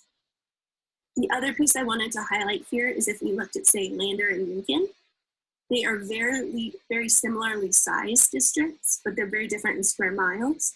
So that's why you'll see the change was very minimal for Lander, but very large for Lincoln. So the result is that two districts that are very similarly sized can be treated in very different ways once you apply it to attendance areas. So then here's a comparison chart, and what you'll see is the lightest green is the original adjustment, then the attendance area plus the small schools. And then what we've been using is the comparison of what's in the current system, which is from the AAR study that looked at the basic support ratios for each district and identified the piece that they thought was just based on size. So we've used that as kind of a comparison to what was currently being funded. You'll see across the board, the original adjustments tended to be higher than they were in the BSR scale only. And then they are even higher once you start doing the attendance area. And the difference will go down to, well, I had one more chart in here. I apologize. When you look at the difference, it's not that different for your smallest districts because they were already receiving very large adjustments through the necessarily small schools. So it's really your kind of 1,000 to 5,000 where you see your biggest differences in scale. And then for some ballparking of what is that scale of potential cost impacts, under the original recommendations, both size factors produced about an additional 50 million. Again, using the successful schools base from the 18 studies, so this is very ballpark. Whereas if you did it by attendance area, it doubles the amount of funding that would be generated based upon size. So what we want the commission to think about, it does seem that adjusting for size based upon attendance areas addresses issues in larger, again, in terms of square miles, in terms of geographic size districts. We do have some concerns that it might overstate the need since transportation is a separate issue that's not included in base funding. And if the regional cost adjustment is addressing differences in cost of goods. And in part, another area it could be overstating is even if you're running 5 different attendance areas, you probably still only have one superintendent versus a district that just has one. So it might not be a fair adjustment to apply it to the whole thing. You might want to think about applying it to a smaller percentage of the total if you're going to do that. As I mentioned, it doesn't have a very large impact on districts that are very small because they were already receiving extra funding. And it leads to districts being treated very differently, even if they're similar size. So you want to make sure that there's additional data to ensure the difference is appropriate. So our recommendation for now is that for immediate modeling needs, you apply the original recommended size adjustment as is. We think it'd be good to continue talking about applying it to attendance areas as part of the optimal funding discussion. And as part of that, you want to make sure that the attendance areas are sufficiently isolated to warrant separate treatment for funding. Because some of them, the attendance areas are much closer together in some districts than they are in others. So you want to make sure that it makes sense that they are operating in that manner. I'd suggest getting additional feedback from impacted districts to understand the scale of the cost impact, having separate attendance areas. So what I was trying to say earlier, what economies of scale still exists, even though you're operating multiple attendance areas. So having shared administration, central office services, and should your adjustment be reflective of that? So I'm going to try to go back to where I can see faces. There you all are. Any questions?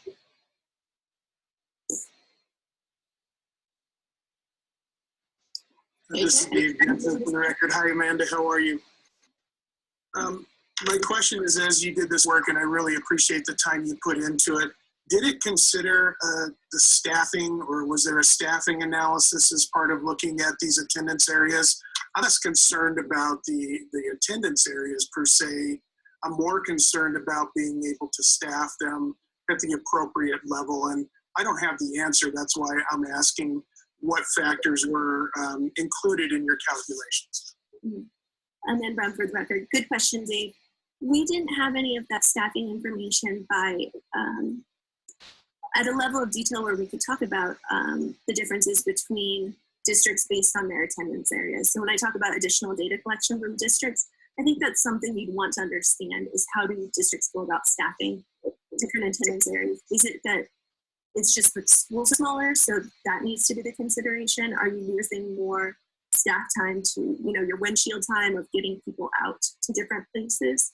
We just didn't have the level of depth of detail of data to dig into those things as much as we would like to. So I definitely think it's something to address for optimal discussion, is to try to gather some of that information that we didn't have to look at for you all. Okay. AJ, did you have a question?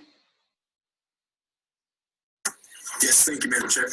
I don't, I guess I'm not worried about the attendance area piece, but just looking at the district size adjustment and the necessarily small schools adjustment, I would say I agree with them. I mean, in concept, I don't think there's any problem, but is there any rationale as to why with the district size adjustment, you implement the J-curve, but with the necessarily small schools adjustment, it's kind of broken out in these tiers of students? Maybe this came up in the other group's discussions. I don't know. It seems to me that you would kind of get the same impact if on the necessarily small schools you had the J-curve, and then if you had two consistent items for determining that, maybe it's easier to understand. Not that the tiers are difficult to understand, but just thoughts.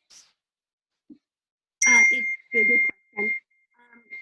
It was in part because the necessarily small schools adjustment was first based on looking at what other states were doing and essentially picking the approach that we thought was most advantageous and most representative of the cost that small district experience, which at the time was the one based solely on 50 students in the school, and using that divide by 7 and add the 1. So we modified it to be more Nevada specific by adding the 4 and then tiering it up. But you're right, we could have created a formula on top of that to smooth the edges. So that's something that we could think about doing.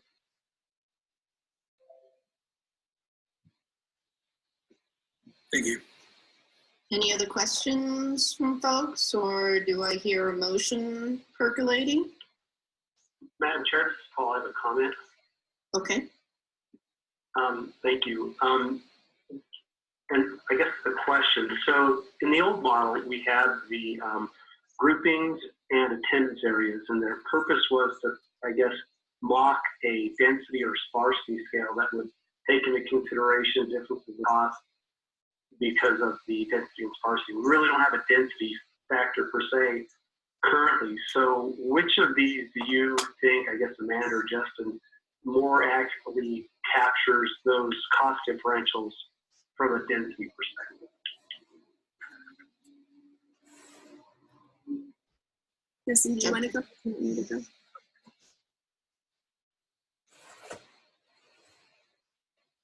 Sorry, I figured out the microphone. Justin Silverstein for the record. Paul, I think what Amanda's saying is that there's probably a mix between the two pieces. In part, it's the combination of all the different pieces that we're putting in. So if you rely on the goods factor in the RPP, that's part of what we were trying to deal with for some of the sparsity and the cost of sparsity. And so we don't want to over-adjust or under-adjust, and we might not be perfectly there. I think what we were seeing with the kind of what the new piece that we've modeled is that it seems like it might be overstating the sparsity. We might be a little bit understating the sparsity of the other. So it's not a great answer, but I think it's probably somewhere in the middle. We would lend ourselves knowing that we have the RPP and the goods in the RCA adjustment to go with the original proposal and not use, do a little bit more digging before we use this other piece. Okay, thank you.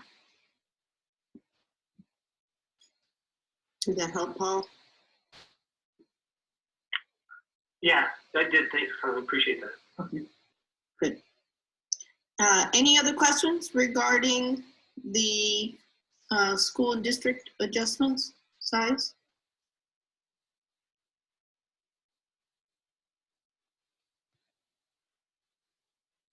Okay, do I have a motion to consider? This is Jason. Okay, hello, Jason. I will make a motion to move forward with the recommendation to apply the original recommended size adjustments as provided by APA. Okay, do I have a second? Second. Okay, second by Guy. Again, Jessica, you want to go one by one for this? Yes, thank you, Madam Chair. Madam Chair, before we go on, I just need a clarifying question. Does this, does the recommendation that we're talking about, the original, does that include what we discussed, the adjustments to the necessarily small schools? That rather than from up to 50, it's now up to 149? Is that included in that, or is this proposal excluding that modification for earlier work? Good question. Let's go back to Jason, but could you show that slide, Amanda? I guess my assumption is that that's including that. So, Jason, for clarification. That's a good point. My intention was to include that, but I don't know that that wasn't necessarily their original one. So let me amend my motion slightly to the original.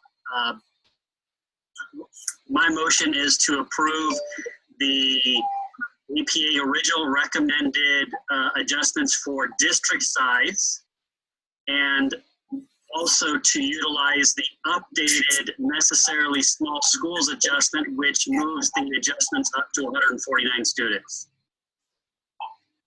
Dave, does that help? Yes, thank you very much. And that, AJ, did you have a comment? Okay. Do I hear a second? And I have a second from Guy, I believe. I'll second again. Okay, thank you. Any further discussion or questions or clarification? Hearing no questions, Jessica? Sure. Member Casey? Yes. Member Fueling? Yes. Member Gowdy? Yes. Vice Chair Hobbs? Yes. Member Jensen? Yes. Member Johnson? Yes. Member Mathers? Yes. Chair McCormick Lee? Yes. Member McIntosh? Yes. Member Morris Hibler?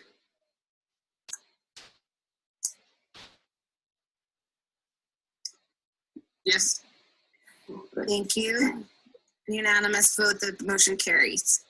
Thank you very much. Are we on agenda item 6, I believe, then? Recommendations regarding maximum amount of money that each school district may deduct for its administrative expenses from the adjusted base per pupil funding. And that is over to Justin? Yep, you'll still be with me for that one. Okay. All right, so let me just that one. Okay, ready when you are. Take your time.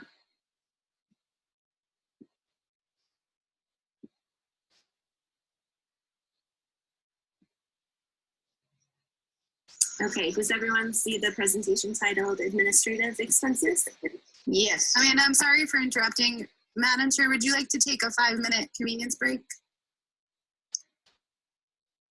I'm actually okay, but we can. Sure, let's go ahead and, Amanda, that'll give you a minute. Everybody take 5 minutes. We'll be back here quickly in 5 minutes to reconvene. We're just on a little recess. And the good news is I don't have to tell you not to talk to each other.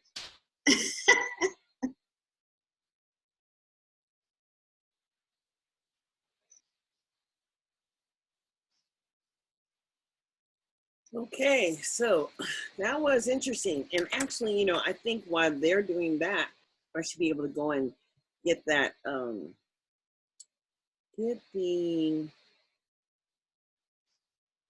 me see. Did I save it? I didn't. It's gotta be, I've gotta share. We have to do something else.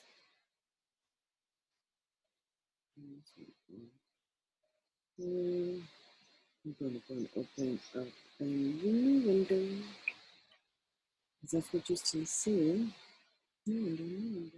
You see me.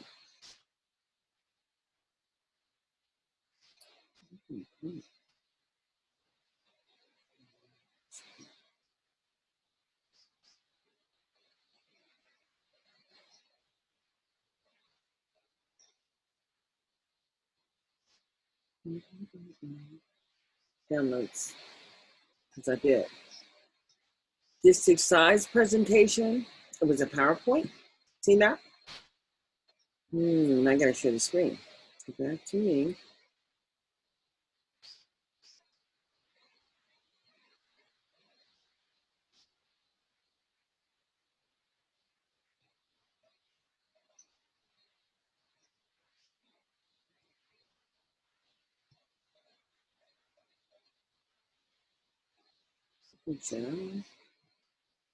For a moment.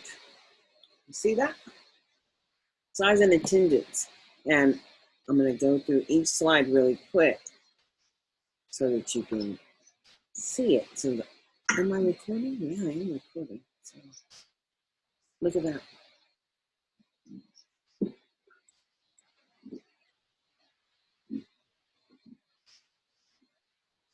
And all this information is actually at the Nevada Department of Education on their website. You can go in and, but what won't be there is this video that we're recording. So I'm going to pause the recording until they come back.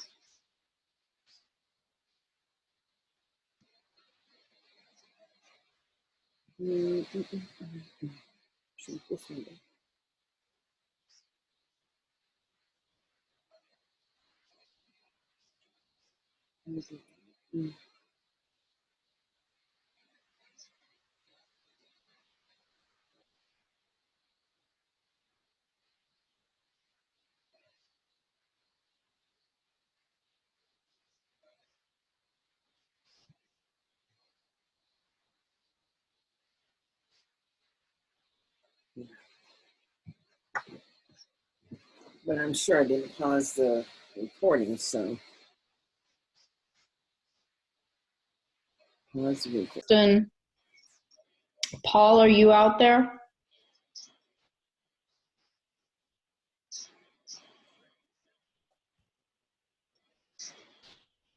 Okay, I think we're waiting on Paul, Dusty, and maybe Jim.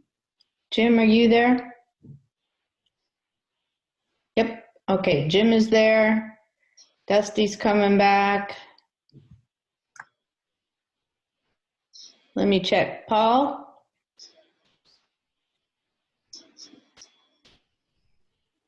I'm here now.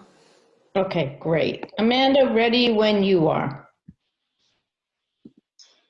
Great. Can everyone see the presentation, the administrative expense one? We can hear it and hear you and see you. Great. So let's see. For this one, we want to talk through how we're defining administrative expenses. We presented this last time to the working group and had some good conversation around, did administrative expenses mean just your administrator salaries? Did it mean more broadly your central office functions, which could include M&O, things like that? So we've gotten a little more guidance in this area that I'll share. A little more review of Nevada's current expenditure information, where we landed, kind of the summary of findings, and then our recommendations. So for this one, different than the last presentation, we really focused on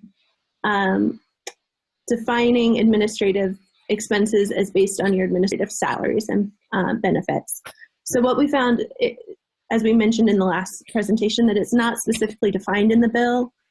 There's also no record of legislative intent available, which had been a question from the group. We did get some feedback from folks that participated in those conversations that they really felt the intent was to limit administrative salaries. So we conferred with NDE and, as mentioned, determined that for this work, we'll really focus on administrative salaries and benefits. And we'll also be focusing on base funding and not weighted student funding. So in our last conversation, we had a lot of discussion about how in your special needs groups, there might be centrally managed functions, especially for your special education. But for our purposes, for the objective of this committee is to really focus on that administrative expense within the base. So we looked again at current expenditure information in Nevada as defined by what's currently in the accounting, looking at your salaries, so your object code 100, looking specifically at the functions for administrative salaries, and then looking at the subtotals for administrative personnel for each of your benefit categories, and then again, just looking at funds that were coming out of the general fund. So as best we can to isolate where your base resources were.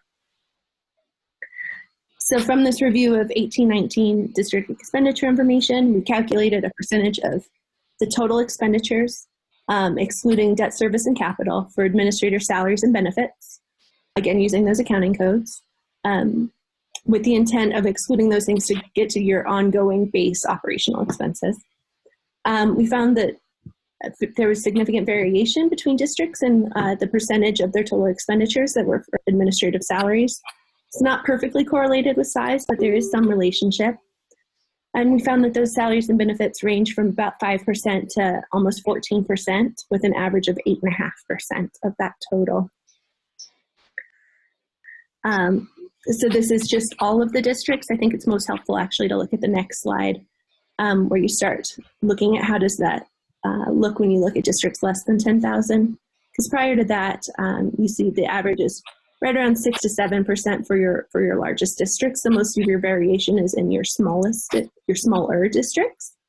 And you can see it bounces around a fair amount with above 1,000 students, no more than kind of 10%.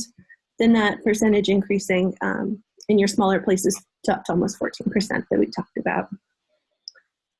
So real summaries of findings here are, again, focusing administrative expenses on salaries and benefits of your administrators versus trying to do a broader catch-all of your district level centrally managed expenses. In recapping where we were in the last presentation, there are very few states that set any limits on administration. The NCES data, if you try to compare Nevada districts to districts around the country, the NCES data is very inconsistent, largely likely in how folks code and think about things. And looking at current Nevada expenditures suggests that there's a range based on size. While it's not perfectly correlated, that you do want to take into account that your economies of scale mean that your smaller districts are going to spend more as a percentage basis on administration than larger districts. So our recommendations would be to set tiered administrative expense limit targets over 50,000 students at 8%, for 1,000 to 50,000, 10%, and less than 1,000, 15%. You'd also want to ensure that there's consistent coding and how folks are accounting for their administrators. You want to monitor those expenses over time and then allow for waivers if there's documented need for a district. And if we go back to that earlier chart, you can see these limits. There's no district that is currently over the limit that we're suggesting. And we built in a little bit of kind of a 1% buffer on those figures. Any questions? I don't see anybody else with a question, so I'm going to ask. Actually, oddly enough, this is actually for Jason, maybe? I'm not sure if this is for Jason or Amanda. Jason, does this interfere with any other requirements for Clark and any legislation that might impact spending in central office and administration, or does it contradict anything, or no? Well, this is Jason for the record. So there's just potential challenges as we think about NRS 388G, which is the reorganization bill. That has a mandate that we have to fund schools at 85% of our unrestricted funds. And so it's complicated, so I get into that, but this certainly would have to be taken into consideration. We've known about this challenge, and so we have discussed this with the NDE, and we've started kind of discussing how some of these pieces might layer in. And I guess, you know, for me to truly answer the question, I'd have to get some clarification, because I don't know, I guess I'm not clear as to what administrative people are in this definition. So I think that would help if Amanda could kind of address that. But the simple answer is this certainly has provides some challenges to Clark that are not at other school districts because of the reorganization bill that's in law. But and maybe this isn't for Amanda, and I don't know, James or Heidi, if you're out there, could those be accommodated through NDE guidance or any kind of regulation, maybe explaining or defining administrative costs, or would this be just a flat out contradiction? So I'm not quite sure if that question's for Amanda, for Heidi, or for James. I can take a stab a bit at it and then turn it over to Indy if they want to talk about the guidance related piece. And again, I am not going to claim to be an expert on this law, so I could be misspeaking.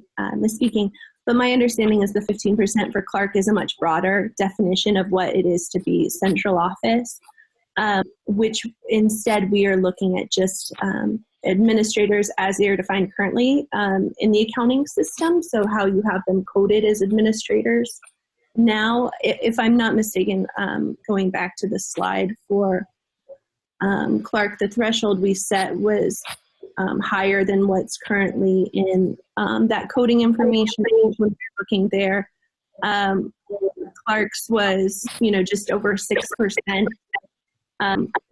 Which I know is when I looked at the district's kind of budget reporting documents, that number was a little higher than what I think I saw, like 3.5% that was reported for administrators. So there's a little difference in definition there, but I do not think that this, the intent of this is to supersede what's already being required of Clark. I think it's, Clark can still operate within those constraints under this administrative expense because it's higher than what's currently both happening in practice in both the accounting and how Clark accounts for it. Okay, I think that actually answers my question. If looks like Jim McIntosh, looks like you have a question. I just have a quick question and maybe a comment. It looks like you said this is function 2300 and 2400 is what you're using, and that would be that's what you use as your application to get to your percentage. And so whatever administrators you're charging to those functions, which are essentially go back to it. It's got school administration, right? And that's and then board or executive administration. I just want to make sure that's how we're defining this.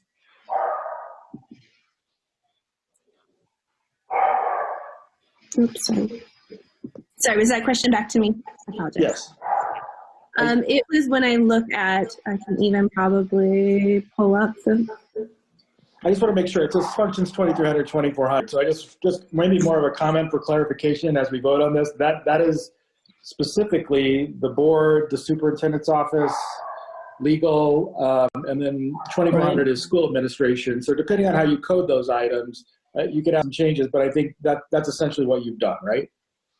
That's how we define. That's how we're defining administrative expenses. Whatever's in function 2300 and 2400. Exactly. Okay. Madam Chair, this is Paul. I have a question when it's appropriate. Paul, go ahead. Thank you, Madam Chair.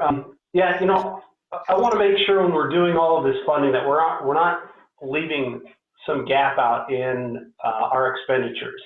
And when I'm trying to align the base funding and weighted funding and administrative funding with the categories and function codes in the chart of accounts that we have in our Nevada Financial Accounting Handbook. And it seems to me that instruction and support services for students and teachers are covered through the base. It seems pretty clear that general administration, 2300 and function 2400 for school administration are part of the admin. But we also have categories for central services, which is 2500, 2600, which is operations and maintenance of plant, and 2900, which are other support services. And I'm not sure whether base is supposed to cover that or whether that's part of the administrative costs. And I'm not happy with coming up with a figure that says this amount of money. I think we could probably do a somewhat of a professional judgments approach over time, not immediately, that would more clearly define what positions should be there and kind of replicate what was done at the school and instruction level with the administrative support level. So I'm trying to get some clarity on those other categories in our chart of accounts, such as central services, operations, maintenance, plant, and other support services. Where do those fall? Are they part of administrative costs or are they part of base? And I can answer that for you, Paul, because we had conversation at the last meeting about what to include in administrative expenses. We have now stepped down to just the personnel that are allocated in the currently in that 2300 and 2400 accounting code. We are not including maintenance and operations or other centrally managed services. So we are not setting a percentage or a threshold. My understanding is then it is up to the district to determine how much of the other resources they need to keep centrally for those services, but that we were not specifically setting a rule or a requirement around what those amounts were, that we just needed to step back and just look at administrator salaries. Okay. We had tried to, I think, too broad of a lens at the last meeting, so we've really dialed back. Okay, well, if that's the case, then the amount that's intended for the pupils, because the money's going to follow the pupils, that amount of money that is centrally located for my maintenance personnel who aren't specifically designated to a school would come from the base. It would not be paid out of our administrative expense. And if there are tech specialists that we have or technology department that comes out of function code 2500, that would come out of the base for the school, not from the administrative costs. Is that correct? And then, Brown, that's my understanding. Well, I don't think, when I'm reflecting back on the tables that I saw on the original 2006 study, and we had the tables that identified the recommended staffing levels, I don't remember seeing pieces for that administrative portion. It was more directly tied toward those expenses at the school level for instruction, even had administrators in there as well, and instructional support. And I don't remember there being anything like that for these other categories. So I'm kind of concerned that we might be diluting the amount of base funding that's supposed to be going to students and instruction and services for students and staff by having to fund these other areas that I think are more administrative costs, not base costs. Paul, I definitely hear your concern, but and I'd welcome Indy to jump in from their perspective. That was initially our intent at the last meeting, was to try to determine what was the amount that a district needed to hold back with the assumption that the rest was flowing to schools. In our understanding from conversations is that was not the intent of the legislation, that the goal was really to make sure that you weren't spending over a certain threshold on just administrators. So now the only thing that we're trying to set here is how much can you spend on your administrators, and then it is up to the district to determine how much of the other dollars that are in support of schools they need to hold back centrally to manage things like your maintenance staff or different components, and that it is not the intent of the commission to set that determination for each district. Well, and thanks, Amanda. And sorry to monopolize this, Madam Chair, but I guess I'm trying to find out if we're correlating adequate funding to each one of the aspects of a district's spending, and the student services are funded through the base. The administrative services for schools are funded through through this administrative piece. How are the other pieces for central services, other support services and operations and maintenance being funded? Or are they simply left out of this formula? Madam Chair, if you don't mind, this is Justin Silverstein for the record.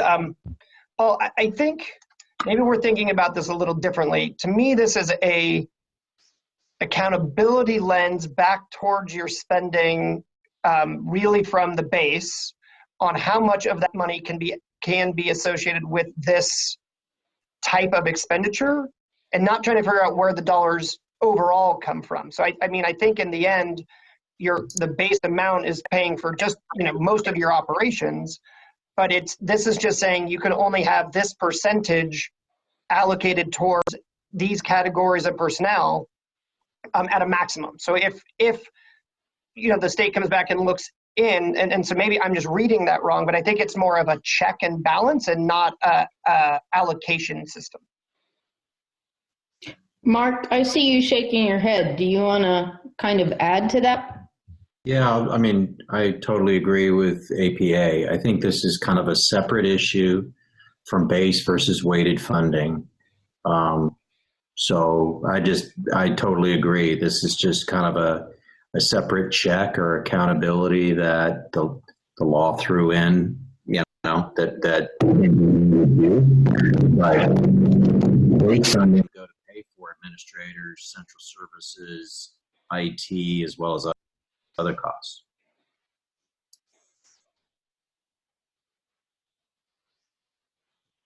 Paul, does that help?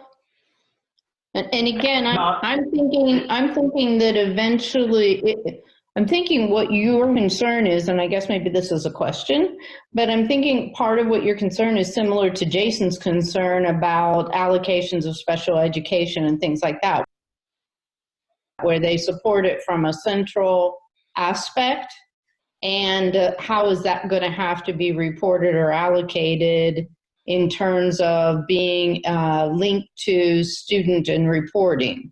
Is that, am I understanding that's the concern you have about how it can get tied to base and base is linked to students? Or is your concern that you really think administrative funds are not inclusive enough, and so everything under central technology and operations and other areas should be included in those administrative services? I think what I'm hearing Justin say, and maybe this is a question, that what you're trying to do is limit the definition of administrative expenses to some specific administrative salaries to increase the amount of flexibility that a district has to address some of those other areas. So am I misunderstanding? Well, and maybe it's my misunderstanding. So I was under the impression that the funding that we would receive would be our adjusted base plus nutrition, transportation, plus administrative. So am I hearing that we are going to get the adjusted base plus the nutrition / program, and of the adjusted base, we're only allowed to spend 15% or whatever percent of that adjusted base on administration? Amanda Brown, that's correct. Is my understanding is it's a percentage of the base that you can spend for administrative salaries. And then again, the remaining amount is at the discretion of a district to choose how they allocate it to schools or what they hold centrally. And it's also not to say that a district has to spend that percentage on administrative salaries. It's just, to Justin's point, that check and balance to make sure you're not spending James, threshold in those areas. And James, could you just do a quick confirmation on that is the intent? James Kilpatrick. James Kirkpatrick for the record. Yes, so it is our belief the bill designates that the administrative costs would be deducted from the adjusted base or the base funding. Okay, so Paul, I believe you listed that as the second scenario. Yeah, and that makes things more clear to me. Thanks, Carlene, and thanks, James. I appreciate the clarification. And then my only concern that I would have would be the fact that there's more, I guess, common administrative costs other than just general administration and school administration. But if that's the definition and the intent was to just make sure we didn't spend more than that for those items, I'm fine with it. Okay. Any other questions? Do I perchance hear a motion from anywhere? Amanda, while people are thinking about the motion, could you restate the recommendation? Sure thing. Let me just move to that slide. So our recommendation is to have tiered administrative expense target based on size of district. So a district that has over 50,000 students, that threshold will be set at 8%.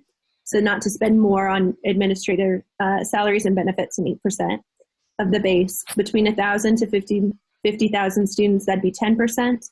And less than 1,000 students, that would be 15%. And again, allow for waivers if there's documented need. Okay. Madam Chair, this is Paul. Yeah. I hate to be a pest, but I just have one concern. And it's more with respect to, maybe it doesn't apply here, but I just wonder whether or not there should be a minimum threshold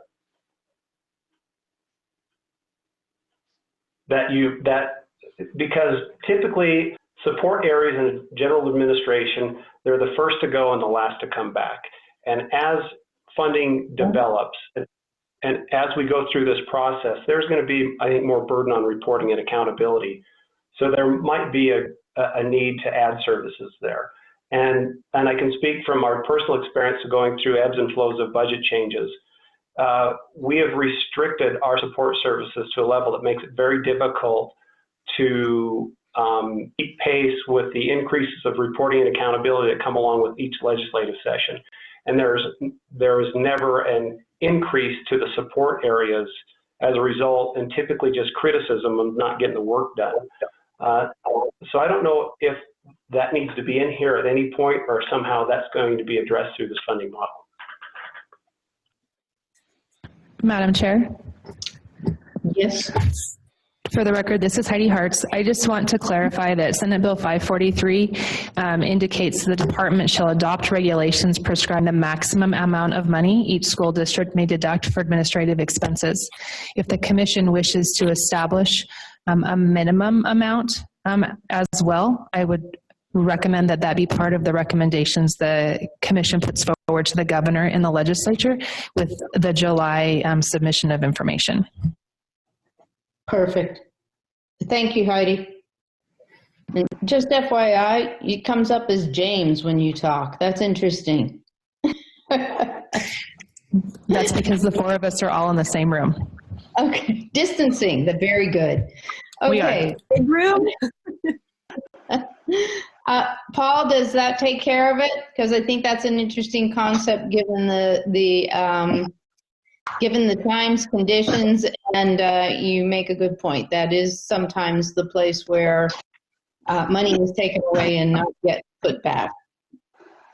Yeah, that's fine, Madam Chair, and I appreciate that. And I guess, you know, I may have that only one that has that concern, and I would just defer to my other CFO colleagues for input on that. I know that I've heard each one of them mention how their offices are strained in order to accomplish the work that they have, and they're in need of additional resources.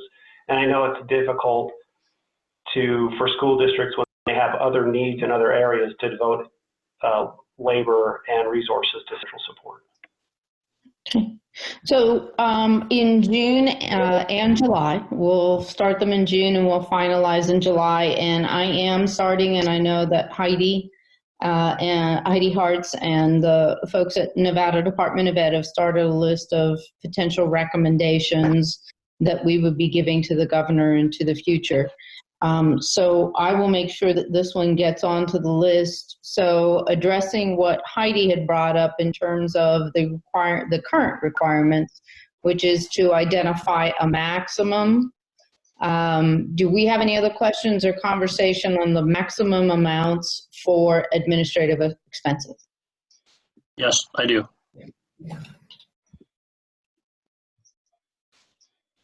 Can you hear me? Yes, I can. I Okay. put myself on mute so you could talk, and I forgot to mention it. This is Jason. I guess my point here is that, you know, we're obviously very big, and I don't know what this calculation for us is off the top of my head, so I'm going to have a hard time agreeing to an 8% without me being able to go back and look at this, because if we're sitting at 7.8, there's no way I can agree to 8.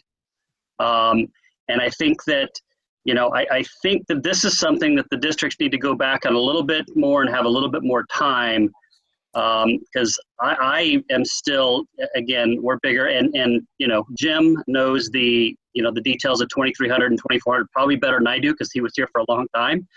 And so, you know, I'm a bit uncomfortable with that. And then, you know, while I agree with Paul's concept that the support group and other groups get cut and don't get added back, I am always against putting something in the law that mandates districts to do something. So I think that, you know, there's consensus there, but putting a minimum in there would, I think, tie some hands that I wouldn't want to agree to. I agree with the concept, but I think that should remain at the operational level. That's the only comments I had. Amanda, go ahead. Yeah, Amanda Brown for the record. I think it is a good point that it'd be good for the superintendents to check where they are currently. I know Clark, based on the 18-19 data, was at 6.4%. So we did try to make sure there was a full percentage point buffer in all of these. But I don't think it's a bad idea to try to look at the most recent data that CFOs have available to see if it's changed over time. Because our intent was not to harm the districts into making different choices. Okay, any other comments or questions? I'm gonna go, Guy, do you have a question? No. Okay. Let me jump to I guess this might be a question. I'm not sure whether the question is for Ms. Hartz or Mr. Aguero.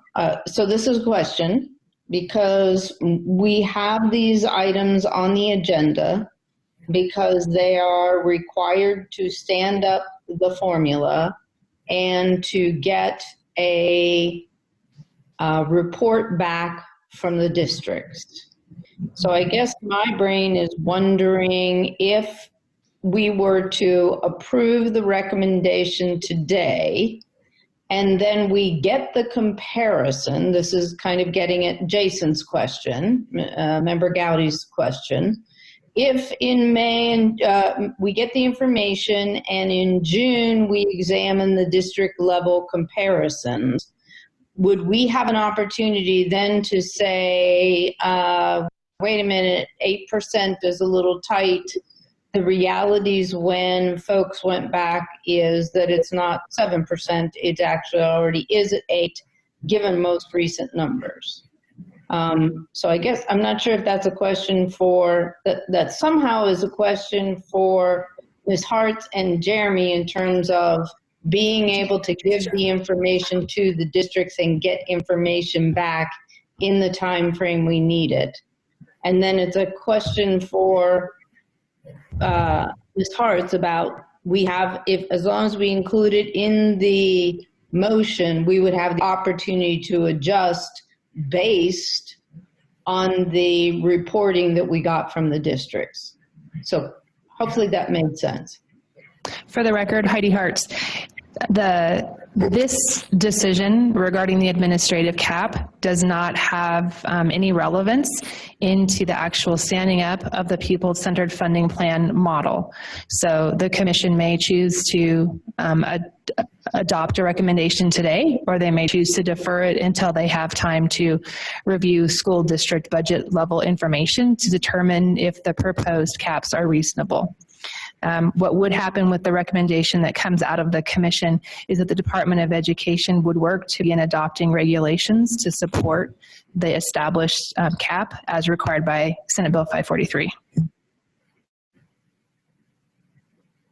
Okay, and one more question from my aspect. Would would identifying these ahead of time so that districts, as they're submitting their information that we're going to use for comparison in June, would it be helpful if we identify those caps so they can be identified at the time, or that can just be a part of the overall look because you know the 2,300, 2,400, et cetera? You just isolate those and identify the percentage.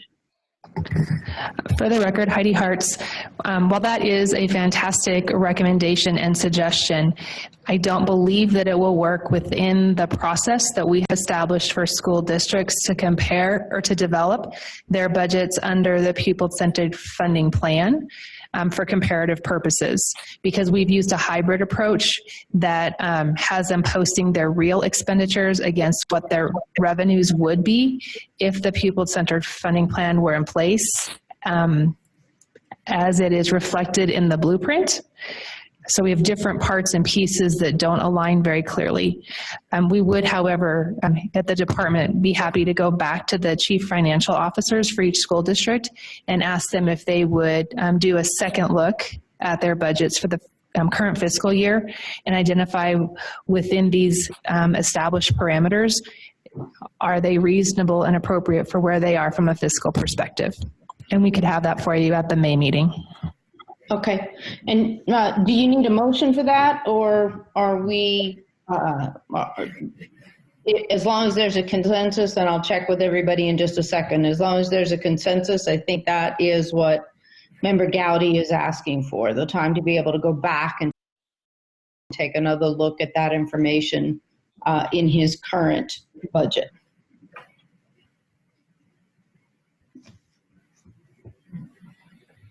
Ms. Hartz, do you need an actual motion, or are you good with just consensus of the group? I would probably defer to legal counsel, but me personally, I'm fine if you just ask that we do that research and report back to you at the next meeting. Okay. Okay, so let me just kind of take anybody want to make a motion, and that way it's clean, or we can do a general consensus. Paul, since you had a lot of the questions about it, or Member Gowdy, do you want to make a motion to ask NDE to go back and take a look at this and work with the CFOs, or something similar? Madam Chair, this is Paul, and I prefer to take a look at it and see how it stacks up with budgets first before moving forward. I think in our case, we're going to be well within the parameters. I'm more concerned with Clark than I am on the lower end than anything else. Okay. Yeah, this is Jason. I don't know that a formal, I think just asking them to do that, and I appreciate Paul's concern about us. I'm equally concerned about some of the small ones, just because when you have a smaller pool, obviously these change a lot, and I know that Amanda and them have done some research on it, but I just want to, I want the teams, I think it's appropriate to have the CFOs have the time to go back.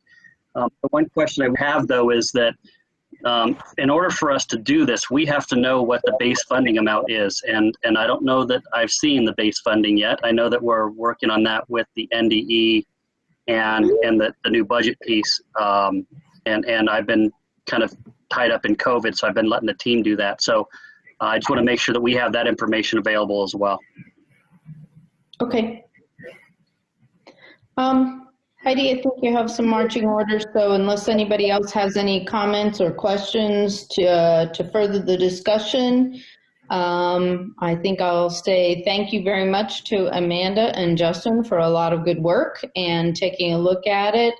And we'll look forward to reporting in May regarding the May and June regarding some actual numbers as Nevada Department of Ed works with CFOs across the state to identify these percentages and confirm the accuracy with current numbers.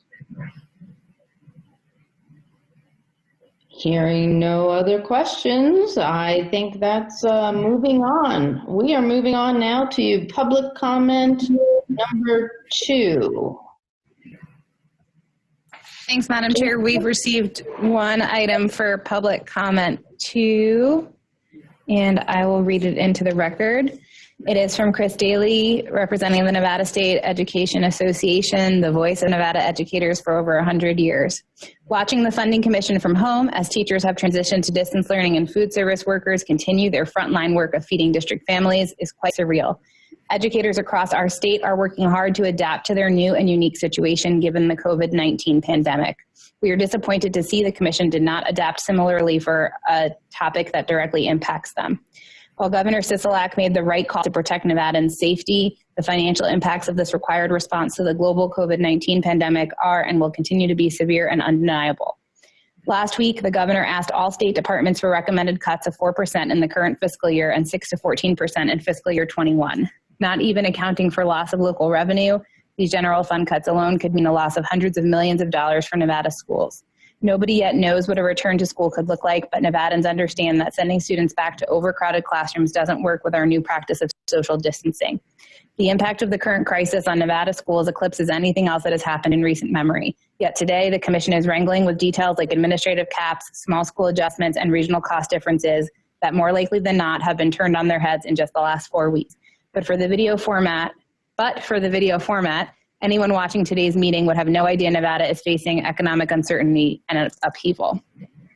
The details being discussed by the Commission today may have been of great importance a couple months ago. However, everything now has changed. That is not hyperbole. Now is the time to address the big picture and take leadership on this crucial issue. Moving forward with old timelines and deliverables as if nothing has changed is irresponsible and only serves to harm Nevada educators and students. It's time for the Funding Commission to study current economic impacts on our schools, report these findings, and recommend a delay in the implementation of 543. Thank you. Thank you. Any other public comment, Jessica? Not to my knowledge. Okay, are there any other comments from members before we adjourn?